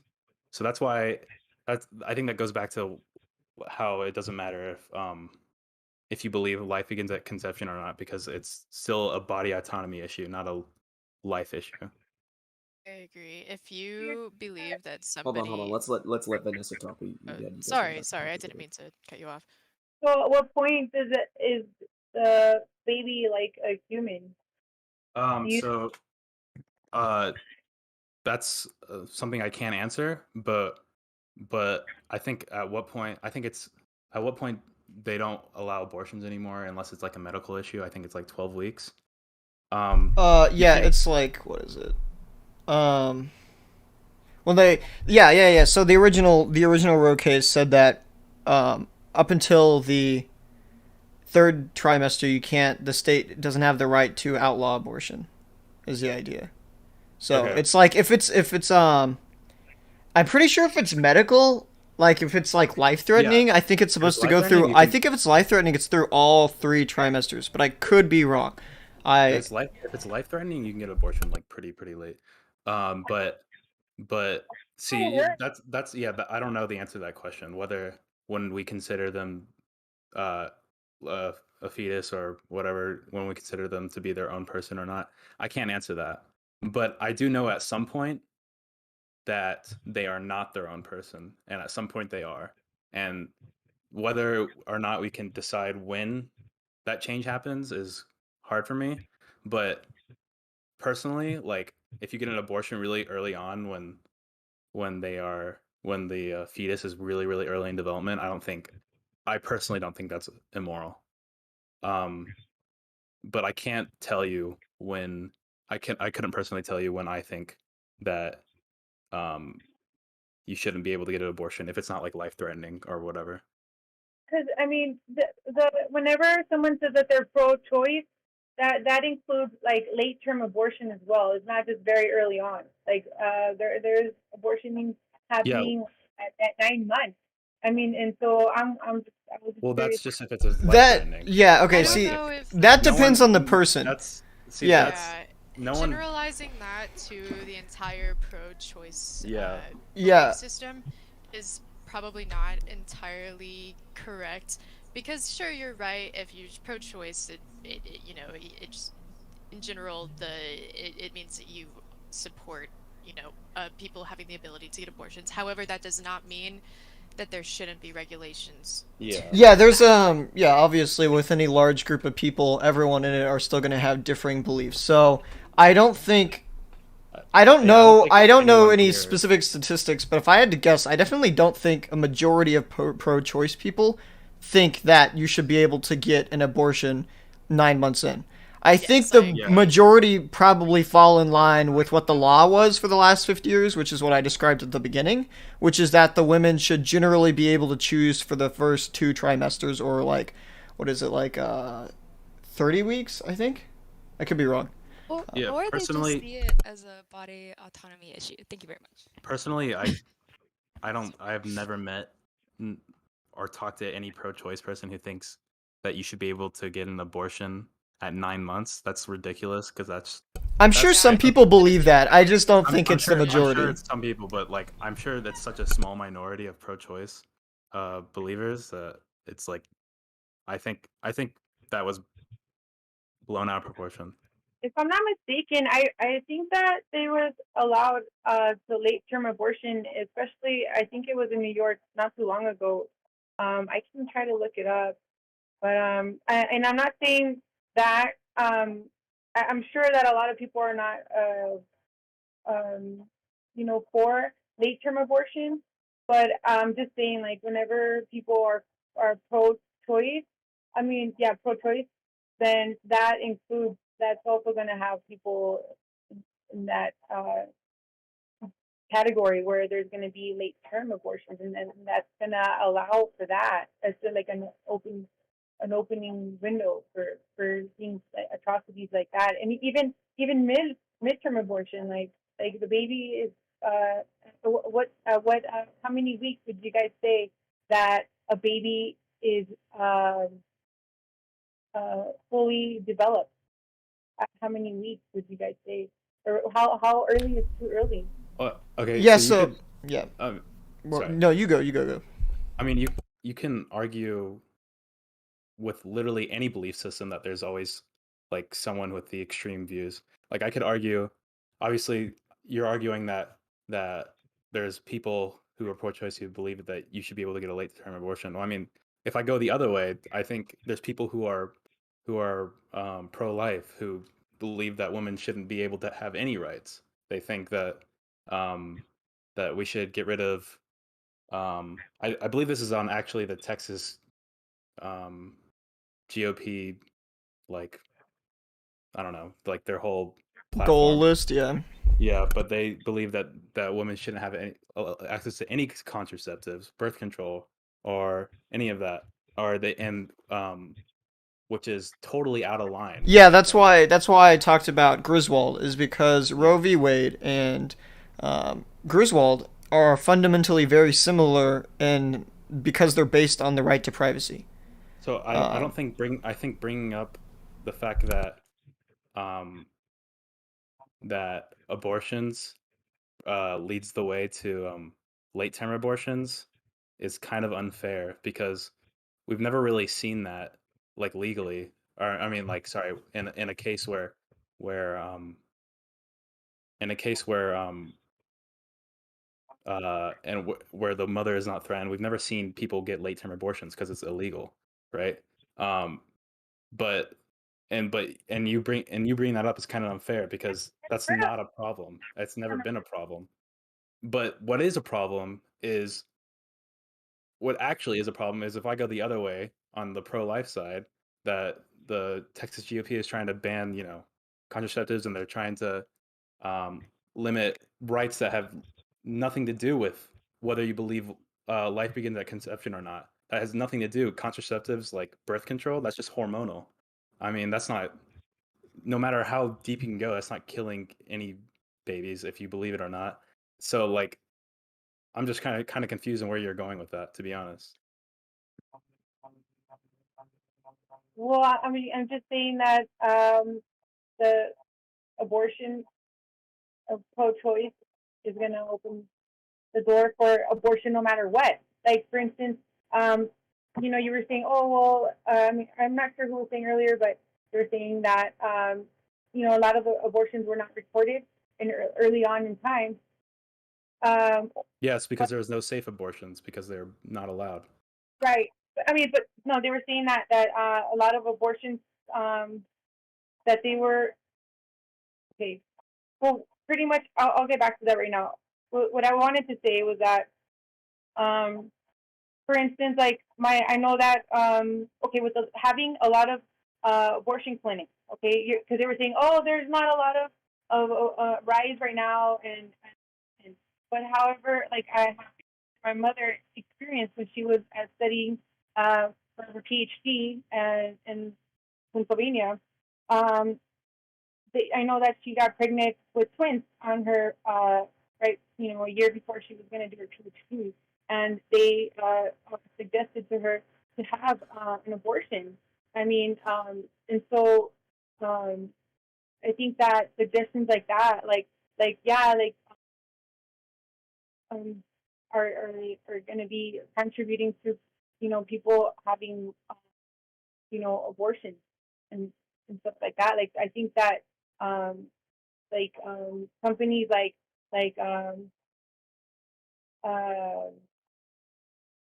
that are made for that, like they're going to be pushing people to have abortions. Like the clinic, what's it called? Can't think of the name right now. Planned Parenthood. Planned Parenthood. It's companies like that, um, and they they benefit off of that, and so. Sorry, not to. Sorry, go I ahead. don't know if you that Planned Parenthood. I don't know if that's. They're a correct. non-profit, so I wouldn't really say they Yeah. benefit from it. Yeah, that's what I was. I would also, this is to both sides, let's try and avoid the usage of the slippery slope thing, because you gotta put that in either way. It's just like, if we ban abortions, when will religion take over the country? Or, if we let abortions through, when will all the babies die? Like, we're gonna try to step away from using those. I'm interested in learning where the compromise is. So, for Yeah, example, that's- I wanted to hear Vanessa's opinion on if, for example, Roe v. Wade was codified legislatively in the way that it existed originally. So, for say, and we could have it even more restrictive than it was originally. We can say that for the first 2 trimesters, it is allowed and up to the doctor, in her and the mother. However, in the 3rd trimester, you could have it say that it's banned nationally, so no late-term abortions whatsoever. Would you be opposed to that, or what's your thinking on a compromise? Opposed to that because, like I said earlier, I feel like all human life is equal, and so life begins at the moment of conception, and so that life has value, and so that it's a baby, and it has a right, it has human rights, and so somebody needs to, who's going to decide for that child? I mean, just because they can't speak for themselves, like, we can just totally dictate that we're gonna, we can do whatever we please with them. That's fair. Yep. Okay, that makes sense. Yeah, but yeah, that was basically all of the information I wanted on slippery slope. Other than that, you can just continue with what Derek said. With it being that, yeah, I think both sides could go continually extreme in either direction as like a thought experiment, but I think debating that isn't necessarily too productive. So But I have a question about that. Just belief system in general. So in terms of like religious beliefs, you believe that God has a plan for everybody, right? Like that's kind of like the general religious Yeah. belief. So, who's to say it wasn't God's plan in the first place for this woman to have this experience, and that was the placement, like the reason for this child's. That's Jazz, just do you something. think this is fine? I I don't don't. really know. I I'll just let don't it. know. I'll I'm let it. saying I'll this. let it go out for a Okay, second. okay. No, I'm not saying this as a genuine like argument. I'm just saying this is like that was something Rhetorical? that always confused me. Yeah. So that's something that always confused me. Well, Whenever I. hey, Amy. Amy, Yes. I feel like there could be like a better way. Like Yeah, you could I say can like, think. well, no. I'm saying like you could say like, who's to say like God's plan for some like it was God's plan for like I don't know. So like it was a woman. It was God plans for a woman who got raped and then she died because um she couldn't get an abortion. So I I, don't know if any of these are good yeah, but examples, I feel but like that one is more. I don't I don't know. know. They're both kind of bad to be Yeah, honest. They're both bad, but in general, self but it's determinism just is like a bad subject to yeah. go down. There's a lot of I don't know. There's a lot of viewpoints on it, and it gets What hard I to mean sieve is, through. it's an example of why like it's just I don't know. Like there's like arguments for religious factors that don't seem to be very logical in terms of consistency in the personal belief of pro-life. I mean, like I There's a guess lot of factors the that same don't can work. be said. Yeah, the same can be said for pro-choice as well, in that there's inconsistencies in terms of religion. But I think that that is an argument to why I think religious factors should, in a lot of cases, be left out of the equation, because it's also like any religion is in general, like not everybody is going to believe. It's just very difficult to like decide that line of like I, what. I, under, I understand where you're coming from, because I mean, for many years, like I was very confused too, and I mean about a lot of things. Like, but I think that the best way to describe this would be that God, whenever Adam and Eve, had their downfall, um, we got the freedom of will, and so unfortunately, yes, some women get raped, and then a pregnancy comes out of it. But you know what? I got to tell you, like every child is a blessing. And so, No. You cannot. You Okay, cannot say let's that. all right, hold on. We're delving into a personal attack territory, so we're gonna stop. scenario, but I mean, it's not the ideal scenario, of course, It's but not. Yeah, it's the opposite of ideal. It's right. not. Okay, wait. Let Let Vanessa finish what she's saying. Yeah. So I mean, I know I've seen cases where women, they have gotten raped and they decided to keep their child, and their child is a blessing to them. Like, they love their children. And so, I mean, I think it's up to the woman to decide, like, how to move on forward from this situation. And so, But they didn't get to decide whether they had the child or not. They did decide whether they had the child or not. They Yeah. had No, sex. no, they Well, got raped. we're saying We're talking Oh, about for rape. rape cases. Okay. Noah just got real unbased for about 20 seconds. My fault. I mean, I'm sure there are women who have had a rape baby who are able to take care of them and love the child, but there are definitely cases where a woman's gotten raped and had a baby, and they ended up resenting the child, and that child has grown up to have a horrible life because their mother resents them, Just for and then future references, let's not say rape baby. My I bad. don't think that that's a really good Sorry. term. Yeah. All right. Anyway, Well, the way I see it is Any like even product of- if. Oh, sorry. Go ahead. You can go. no, you go. Well, the way I see it is like even if the child like doesn't necessarily have value to their mother, like they still have value to someone. Like someone is still willing to love that child even if not necessarily their birth parents do. And if nothing else, like God loves them, and so I just feel like it's like I don't know if you can say like every like mom who's had a kid from rape is like gonna love their child, but like someone can love their child. Right. So your Yeah. point That's of why we that- need that to comes put back into down the to- foster care system. Yeah, foster care system. yeah, and yeah, adoption yeah, yeah. systems. Really. But we've already gone over that argument. Yeah. So Yeah. it always Right. comes back to the same things. Yeah, I think it's reasonable. What about incest? Because what you're saying makes sense.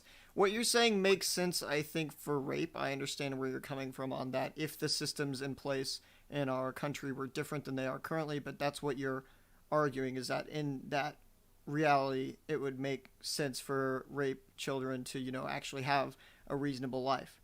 What would you say about incest? Because that is more biological, so it's not fixable by necessarily the system. Would you still believe that, a child bred from incest should be, I don't know, I guess allowed to try and have a normal life, or do you think it is more fair to that person to have them die essentially beforehand? From your perspective, I don't necessarily think it counts as killing a person, but I understand that's how you view it. So, do you think it would be better to kill the fetus or let it try and live, even if it's genetically defective? Well, Yeah, I don't think that's correct because I mean, first off, if this is under God's commands, right? Like let's just say like we'll be viewing under my point of view, right? So that would be like thou shalt not kill, and that's where Right. the So you line- believe that children bred of incest should also be allowed to, exist just as equally as everyone else? Unfortunately, like there terrible thing happened, but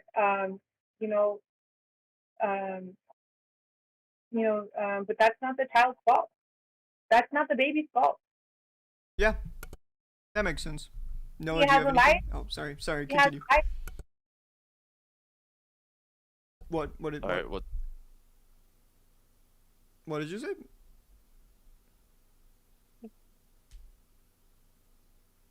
He's gone. I think she's all right. finished. I think. Yeah, I'll let who are Noah. you talking to? Okay. Yeah, I think like even if they like have genetic defects and stuff, I think they still deserve a chance to live. Like I don't know, I don't know about a lot about this subject. Like, can you explain like what the normal like defects are, like what that normally looks like? I think that's very depending on the situation. I honestly have not done a lot of research into like I don't know what exact outcomes are from incest in terms of the disabilities of the child. I know it's decently common that there will be defects. It's a lot larger likelihood than normal people. Obviously, I don't think. I don't know if it's like super likely, and I don't know if the defects are necessarily more like incapacitating, but I don't know. I'll have Skylar. Skylar, you can look that up and see what you find. But yeah, I'm not entirely sure. I just know it's more common for. Oh wait, Skylar actually has something to say already. I just know it's more common for there to be defects in general. But here, Skylar, Right. what do you know? So about it's it? pretty rare. It's like less than 2% have like learning disabilities for one generation of incest. It really only becomes a problem whenever it starts compounding multiple generations. So yeah. Well, yeah, I think they definitely That's should pretty get a rare chance then. to live. Yeah, all right. 2%. And also Yeah, that makes sense.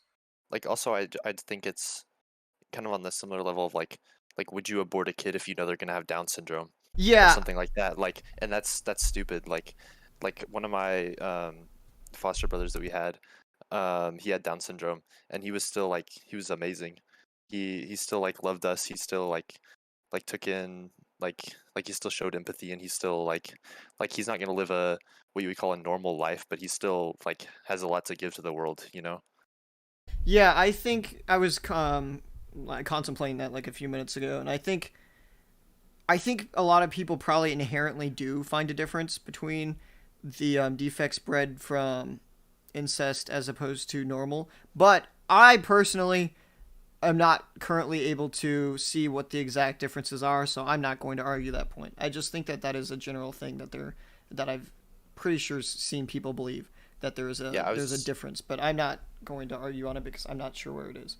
yeah, I was just saying that more from the side of like just because you know they're gonna have defects, like doesn't mean you should give up on them. Right? Yeah, definitely. I agree with that, 100%. All right. That I guess that concludes that odd tangent. But I mean, that was good. I wanted viewpoints on that. So, um, did you guys have anywhere you wanted to go from here? Anything you guys want to say in the new topic area? No, none of you. All right. I don't really have too much. There was some. Oh yeah. Go ahead. How about experiences on abortion? Has anyone had any experiences or know somebody that has had an abortion? I haven't. Um, Oh, you I go. don't know someone. Maybe I do, but a lot of people keep that secretive. Private, yeah. It's Yeah, not like private. people really talk about it. It's not Yeah, a it's not a fun experience for anyone. Yeah, it's not. I mean, not most people aren't like, you know, like telling people that they got an abortion. Oh, So I mean, maybe I do, but I actually, I don't know, man. I know I think a I do. few. I think I I do. know a few women, but I mean, obviously, it's a lot more easy to talk about to a woman, or like a woman to talk to a woman about their experiences. And unfortunately, like for like I've only known two people, but for both of them, it was extremely, extremely difficult, and it was definitely not a problem. Like nobody wants to go through something like that. Um, it's extremely difficult for them mentally and emotionally. However, it's necessary in their cases it was necessary because they were not financially equipped for that kind of situation, and they knew about how negative the foster system is in most cases and how hard it is to get a child to have a good family, that they're not going to go into the system and just be another kid that's lost in that situation. And which is, I mean, it just goes to show like how much we really need to improve the foster care system. So if if in those cases they could have went through with something like that, it's just like at the end of the day, it's just abortion is not something anybody wants to do. You don't go into a sexual situation with somebody thinking, oh, if I get pregnant, like abortion is dead. Like, well, I can't wait to do that. You know, like that's just it's horrible for everyone. Like it takes a huge mental toll on not only the women, but in some cases the man in the relationship as well. In most cases, the man in the relationship, if there is, if he is prevalent in that situation. But yeah, I just wanted to say like it's just it is a very sensitive situation, and so I don't know. Like I'm speaking on behalf of women, not that I've experienced something like that, but it just seeing it from a third person point of view, and these women that I don't even know super well, like how hard it was for them. Yeah.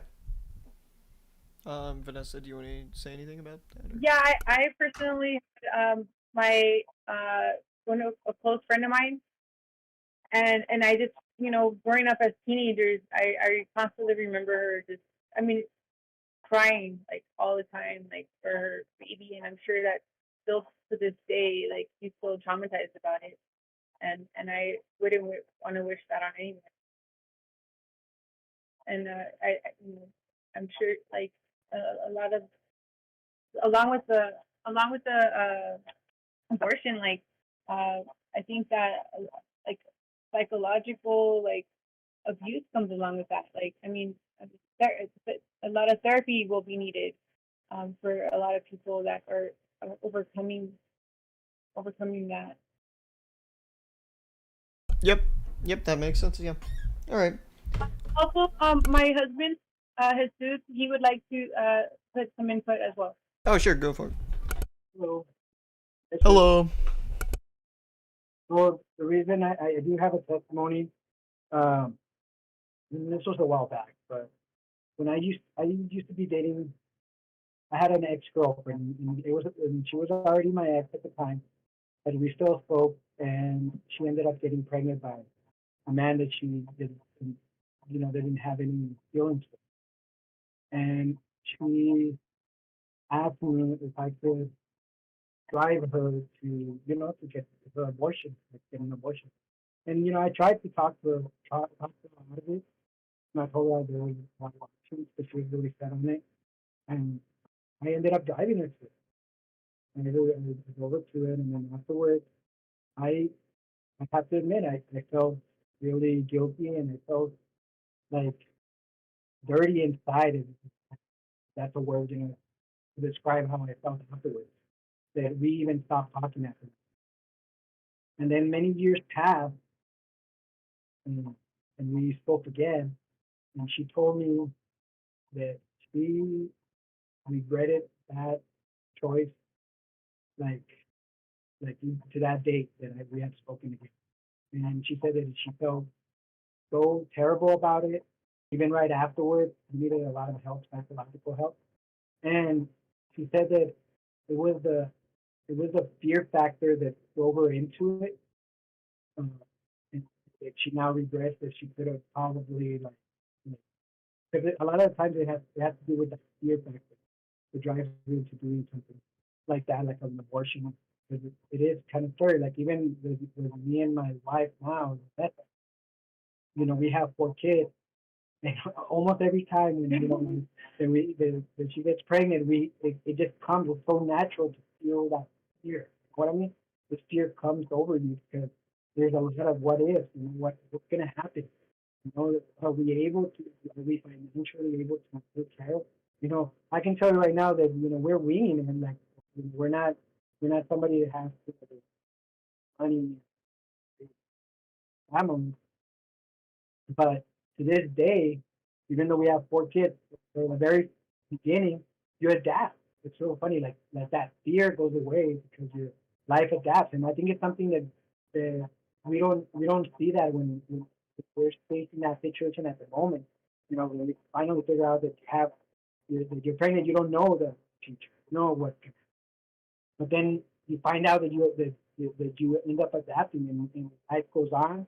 And the kids are so happy, and I could say like, man, like honestly, if that fear could have driven us to that point, to cause the abortion. And now, and when I had that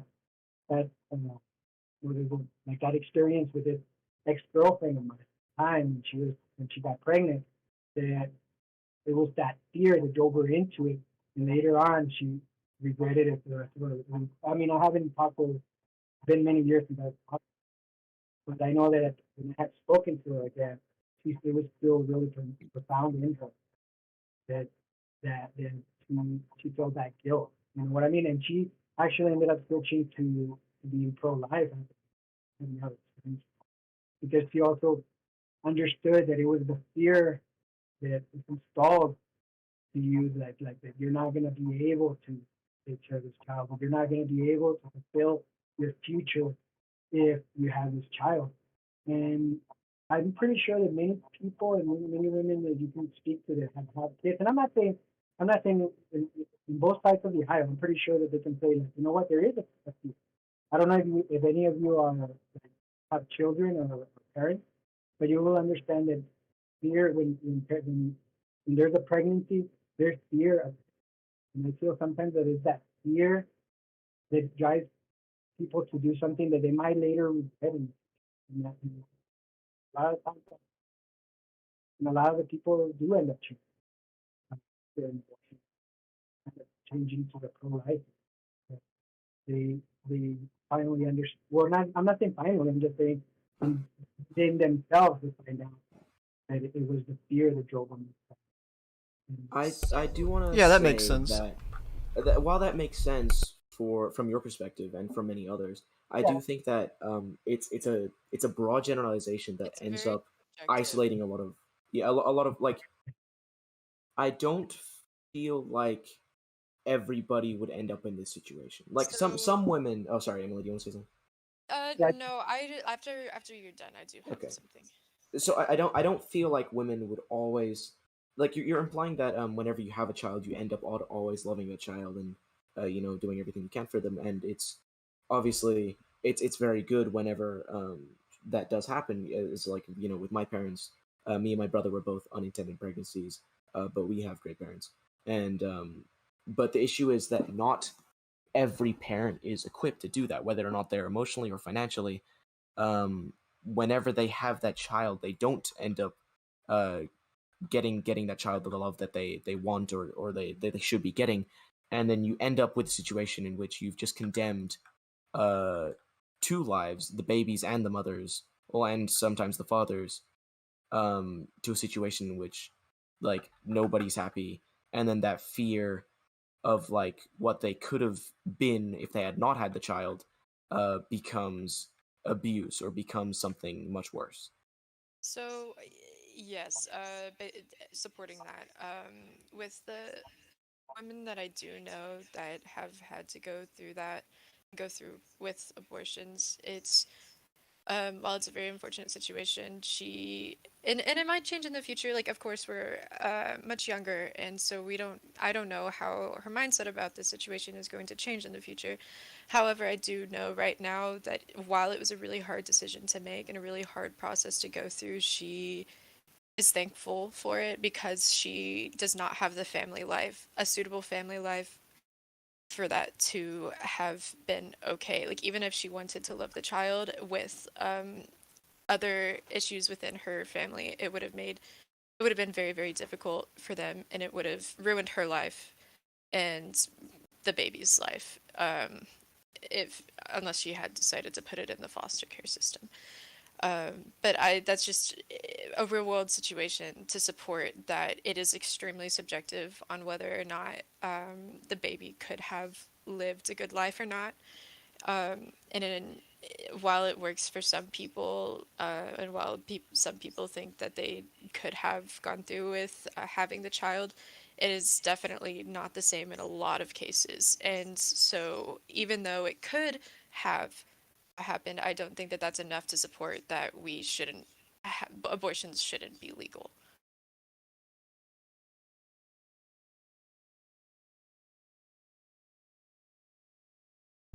Okay.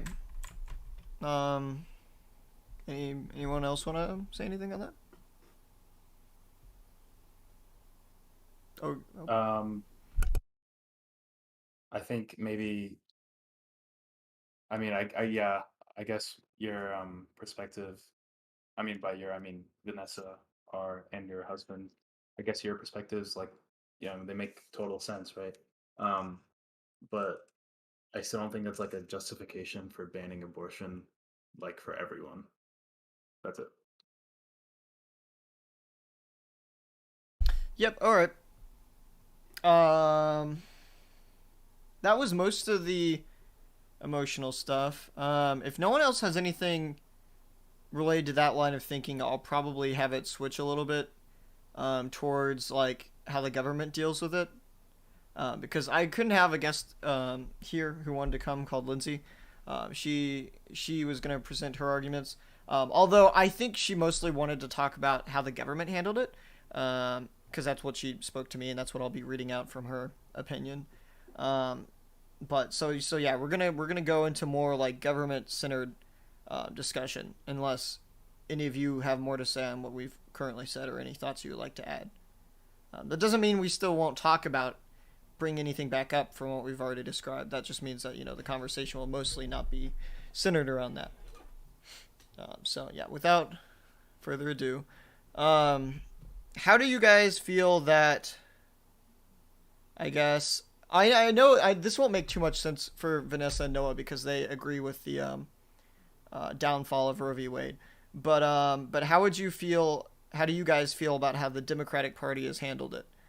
um, over the last 30 years or whatever, or now. Do you guys have any thoughts you wanna say? You wanna share? I think they handled it piss poorly. He was not asking you guys, but yes. Oh. Wait, really? no, I was. Oh, never mind. Yeah. I thought he was I was saying I don't think Noah and Vanessa will have anything to say because obviously they're like fine with okay, with Yeah. it being So I think what the Democratic Party has been kind of holding it over their base's head, kind of like, oh, vote for us because Roe v. Wade, and which is I think it's their justification. Well, I mean, in their heads, obviously no one's saying this, but their justification for not codifying it into law because they think it's probably a way to get votes. Yeah. And so now it's been it's been overturned or whatever, because the Democratic Party was using it earlier to get votes because they probably believed, and kind of rightfully so, but they probably believed that it would never get overturned. But now it's blown up back in everybody's face. Yeah, my answer is horribly. Yeah, I think that they just handled it very poorly. Even like, I think I don't know a ton about like the actual political process in terms of being involved like in like I guess like publicity per se. But it seems to me from a point of view of not being super knowledgeable, it seems to me that it's kind of like I don't know how to explain what I'm trying to say. Like, so a lot of politics is strategy that takes lots of time. And it seems to me like I agree with Kareem in that it could have been seen as something to get people's support behind the Democratic Party that just went wrong, or maybe it went as thought that they were gonna as sought out. I don't know, but right, like you mean, yeah, like they could have used it as political motivation for their supporters, but it could have also gone wrong unexpectedly. Because all of a sudden now that it's overturned, everybody's like the Democratic Party's now trying to get way more people involved. Like they're definitely taking, I mean, rightfully I wouldn't say taking advantage. Like they're trying to do something about it, but it seems to me that they could have been doing something about it a long time ago, and just now are taking initiative. And I think a big part of it is that the Democratic Party and all just is really bad at trying to like continuously put things forward. Yep. Yeah, that's basically it. Is there something you wanted to say, Skylar? Yeah, I just want to say, they don't care about the issues at all, right? The fact that Roe v. Wade got overturned to them doesn't matter. They're just immediately fundraising off of it, right? Yeah. They had these emails drafted begging for more money after that got overturned. They don't care, like politician lied. It's democracy, baby. All right, peace. Okay. Yeah, I completely agree with that. Yeah. Do you have anything else you want to say, Kareem? Derek, do you want to say anything? Maybe. Yeah, no, I don't. Okay. Democratic Party sucks. That's bad. Derek, do you want to join in on this? Nope. Okay. All right. So you all essentially say very, very similar things to Lindsay. I'm gonna read out Lindsay's opinion, which will take me a second to pull up actually. I disagree with all of you. Eat balls. But yeah, I understand why you all come from that perspective. Hang on, it's gonna take me a second to scroll up, because me and Lindsay talked about we like debated it for like many hours yesterday, so I have to go all the way back.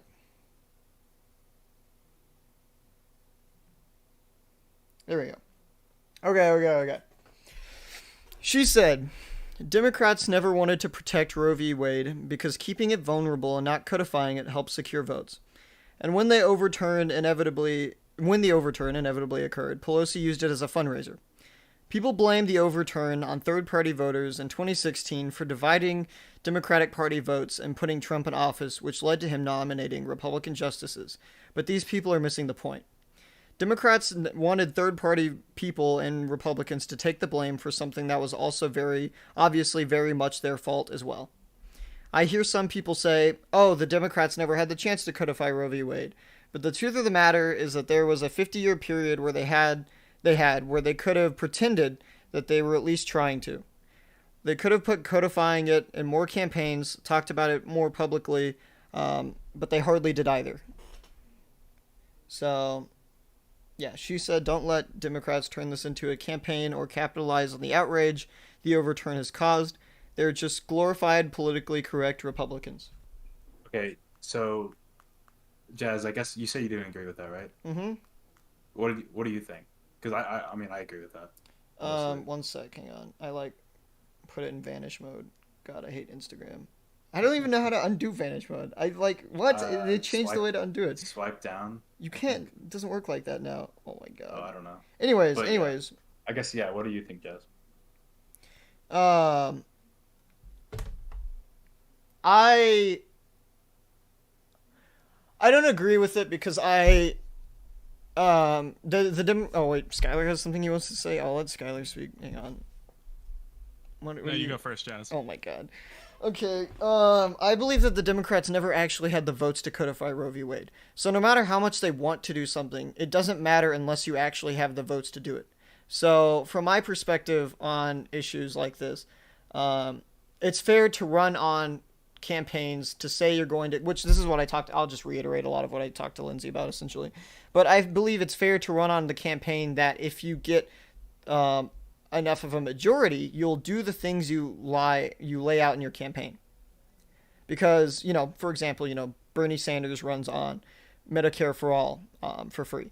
And he's been doing that since 2016, and it would be unlikely that in 2016 that would have passed. But I don't think it's unfair of him to run on something like that, just as I don't think it's unfair for Democrats to run on codifying Roe v. Wade and protecting abortion rights, even if they never actually codify it.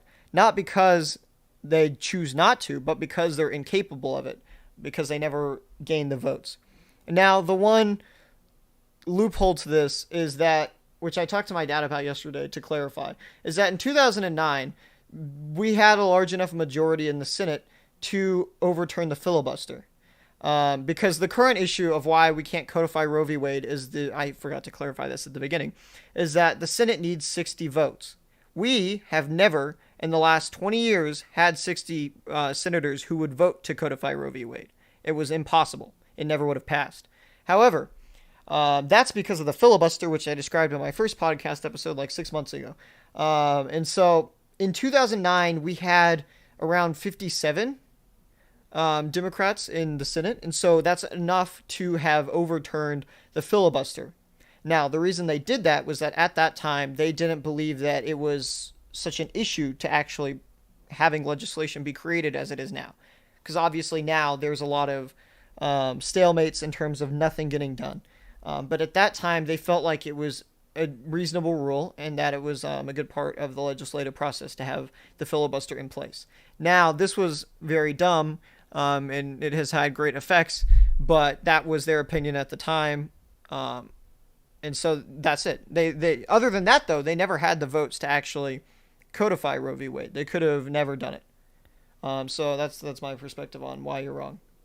Can you filibuster the filibuster vote? What do you mean? Stand and talk? Is that what you mean? No, but if they're voting to get rid of the filibuster, can you filibuster that? What do you mean by that? Yeah, but no one wants to overturn the filibuster because everyone's too scared of They all want to, except for Cinema and Mansion, which is what I talked about in the Build Back Better bill. But there's a lot of pressure on them too. They probably won't. So that's why Democrats are doing a big push right now, because of Roe v. Wade, to get people to vote in the next election. Now, I hear people whine about that on Twitter every day. I've heard it 30 billion times. You're not telling me anything new, but I understand that it's annoying that you feel that they could have done something for 30 years and they didn't, and now it's an issue that they can gain from. That was Lindsay's point of view, And I agree that the Democratic Party will gain from the overturning of Roe v. Wade in terms of votes, but I don't think they actually gain. Because at its core, the political party is built by the people that are incorporated in it.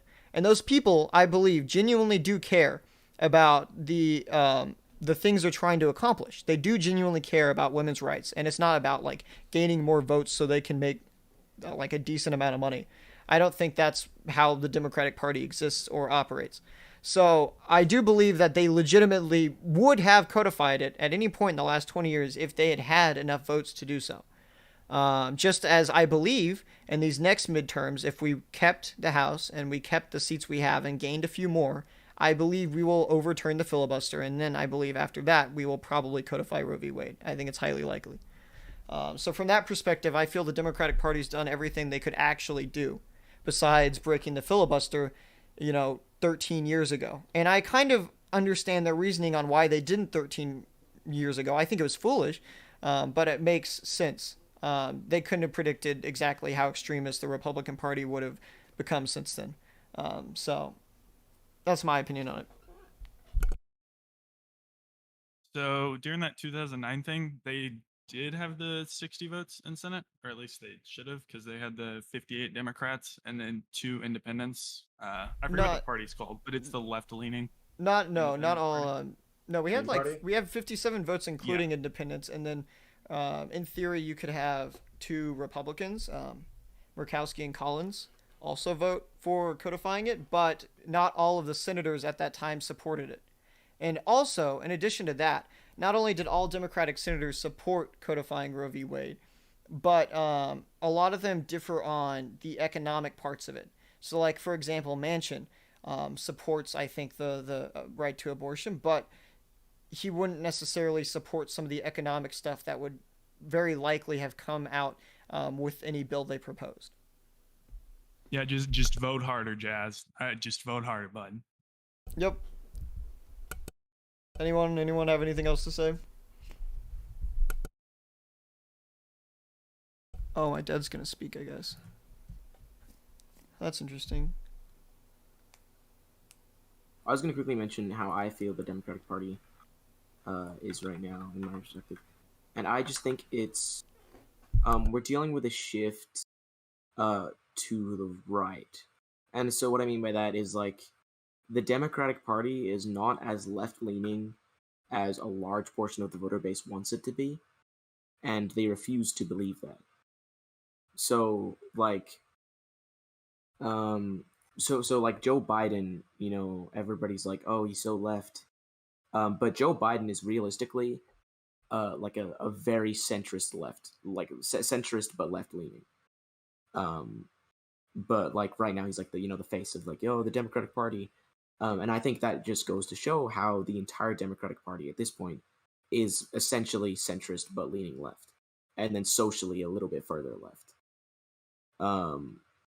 That's like my opinion on the Democratic Party right now, is that while I'm not going to say whether or not there have or haven't been opportunities to codify Roe v. Wade, I don't think it would have ever really been possible, because I don't think the entire Democratic Party is as left-leaning as we all want it to be, as we all believe it is, and as much as it pretends to be. And we saw this in the 2016 election when they kind of shoved out Bernie Sanders by manipulating the media and forcing him into the ground by pretending he doesn't exist. I think this is decently in line with my beliefs. I'm not like upset at the Democratic Party for that reason. I'm upset about the Democratic Party for that reason. I That's don't like a difference between us two. I don't like the Democratic Party because it's not as left as I want it to be. I think you're just like in a state where I think it's as good as it's going to get, and that's true as well. No, I don't necessarily believe that, but my point of view is that my understanding that I've come to believe because of conversations with my dad is that the Democratic Party isn't an entity. So it's not an entity based on what the majority of the voters that vote for the Democratic Party believe. It's a organization made up of representatives who are elected, and a lot of those representatives who are elected beat progressives in races. So it's not the Democratic Party is an entity, or as like an organization, doesn't really, you can't do anything about that. You can't, ask them not to run or say that the progressive has to become the person instead. It's up to each individual election to dictate who is elected to represent the Democratic Party for that area. And in a lot of places, it's less progressive ones. Yeah, I mean, I think. So therefore, I don't I really think, believe the Democratic Party's like at fault. Sorry. Yeah. Okay, you can go now. I think, unfortunately, at least, I mean, personally, I think it's unfortunate that, but I do think that the Democratic Party does kind of represent its base pretty well. I think we see like a lot of younger people, like, being more progressive and whatnot. I don't think it represents its base, you know, fully, but I disagree there. I think it represents its base pretty well, which is more of a me not liking the demo, but I don't think, yeah, what the fuck. Anyway, yeah, so that's it.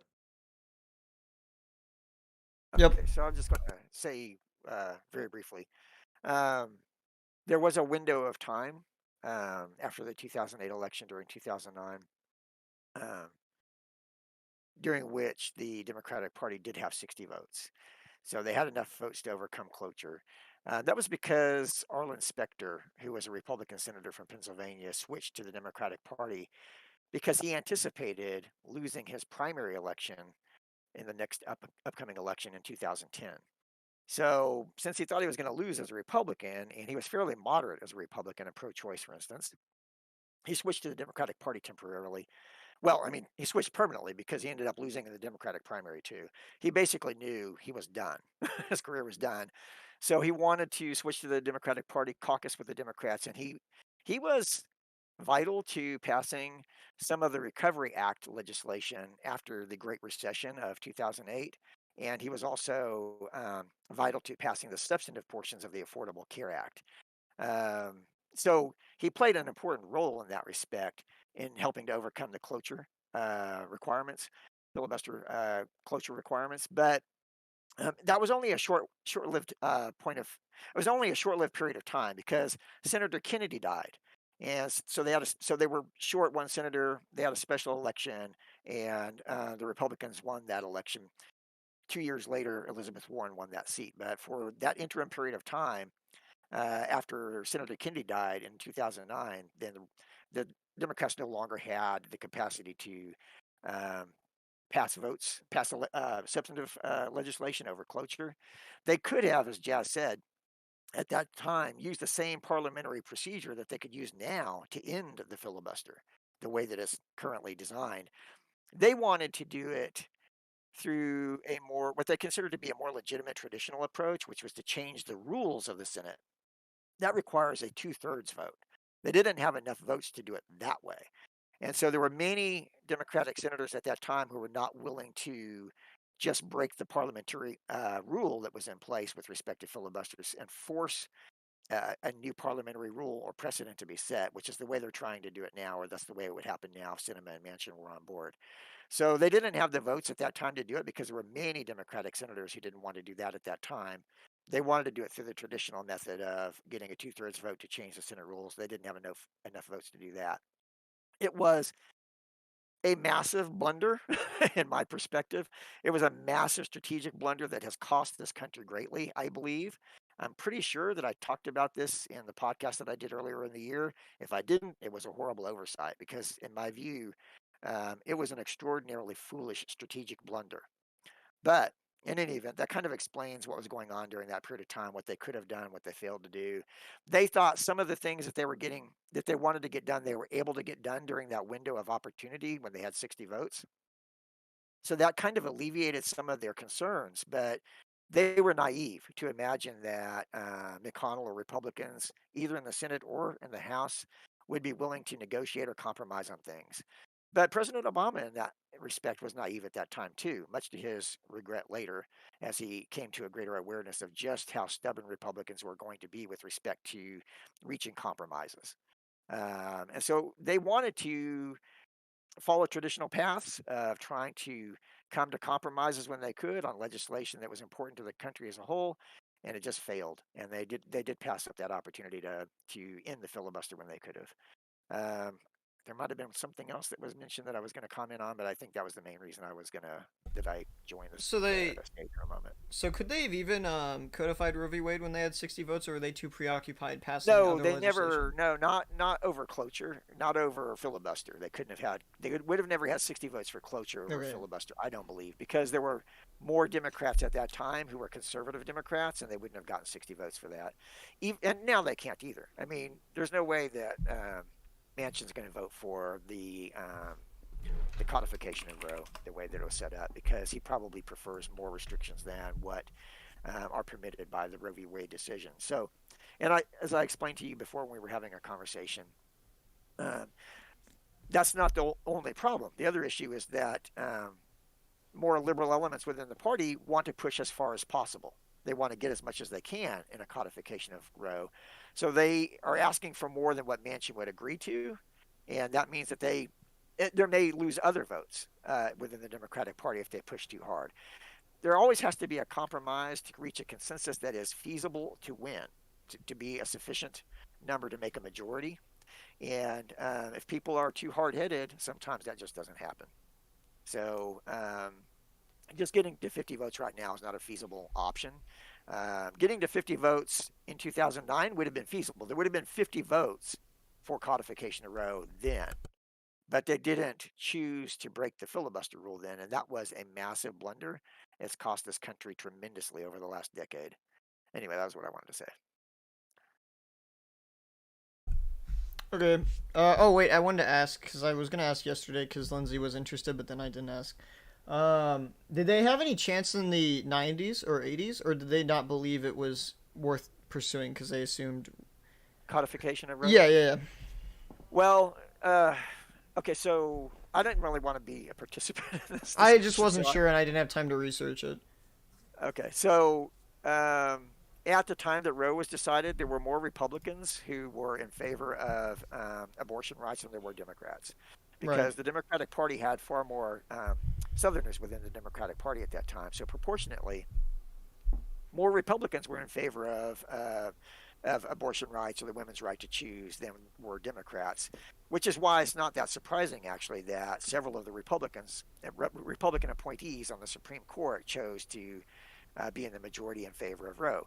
Actually, one of the dissenters was White, who was a Democratic appointee by Kennedy. Right. So at that time, in the early 70s, it wasn't a partisan issue at all.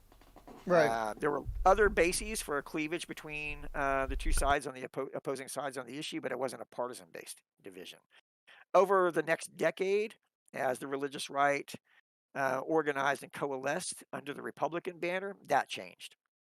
But that took a decade or so to occur. So eventually it became a partisan issue, but it wasn't a partisan issue back then. So codification of Roe wasn't something that they would have thought of, because that seemed like there wouldn't have been a party line vote on it in the first place, but in terms of negotiating or compromising majority versus minority on that issue, it's not clear that they ever could have gotten a majority for it across party lines. Republicans who were in favor of Roe and Democrats who were in favor of Roe.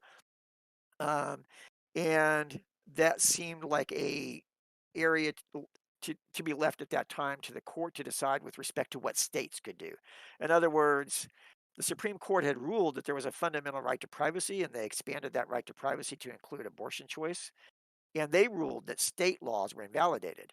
There is generally a hesitancy on the part of both parties in the past to overrule state authority on matters like that and say, well, we're just going to dictate to the nation as a whole, in contrast to our federalist system, that all states cannot have any laws to this effect in place. If the court ruled that on the basis of rights incorporated through the 14th Amendment, that those states had no authority to restrict abortion rights, and that's on the court. But as a legislature, a national legislature, there was not an appetite in those days for saying, we're just going to ignore what the states want to do and decide for ourselves that that's a constitutional right and codify a Supreme Court decision into a matter of legislation as a matter of law. That wasn't a style of politics that was common back in the 70s. That's something that's considered now because of the degree of division that has developed within the political system to the point where frustration has built up on both sides, and it's just difficult to get things accomplished. So at this point, in order to protect that right, because of the belief on the part of liberals and Democrats generally that the Supreme Court in this case has abandoned its own principles of stare decisis, and that they have retracted a right that had existed within the country for almost 50 years, they would be willing to take that kind of a step and say, no, states are not allowed to have any say in this matter. It is almost certain that if Roe is codified, that the Supreme Court will strike down that legislation that codifies it. That's almost certain, I believe. But we'll get into a more precise, you and I will get into a more precise legal analysis of that possibility over the next week or so, and you'll do another podcast on that topic, and you can deal with that then. I might be wrong about that. I haven't read the entire Alito opinion yet myself. So after I read it, maybe I'll come to a different conclusion about it. But I think it's very likely, on the basis of other patterns of behavior that the court has engaged in recent years, that that legislation would not stand scrutiny under the current court. So I don't think that codification is a solution now.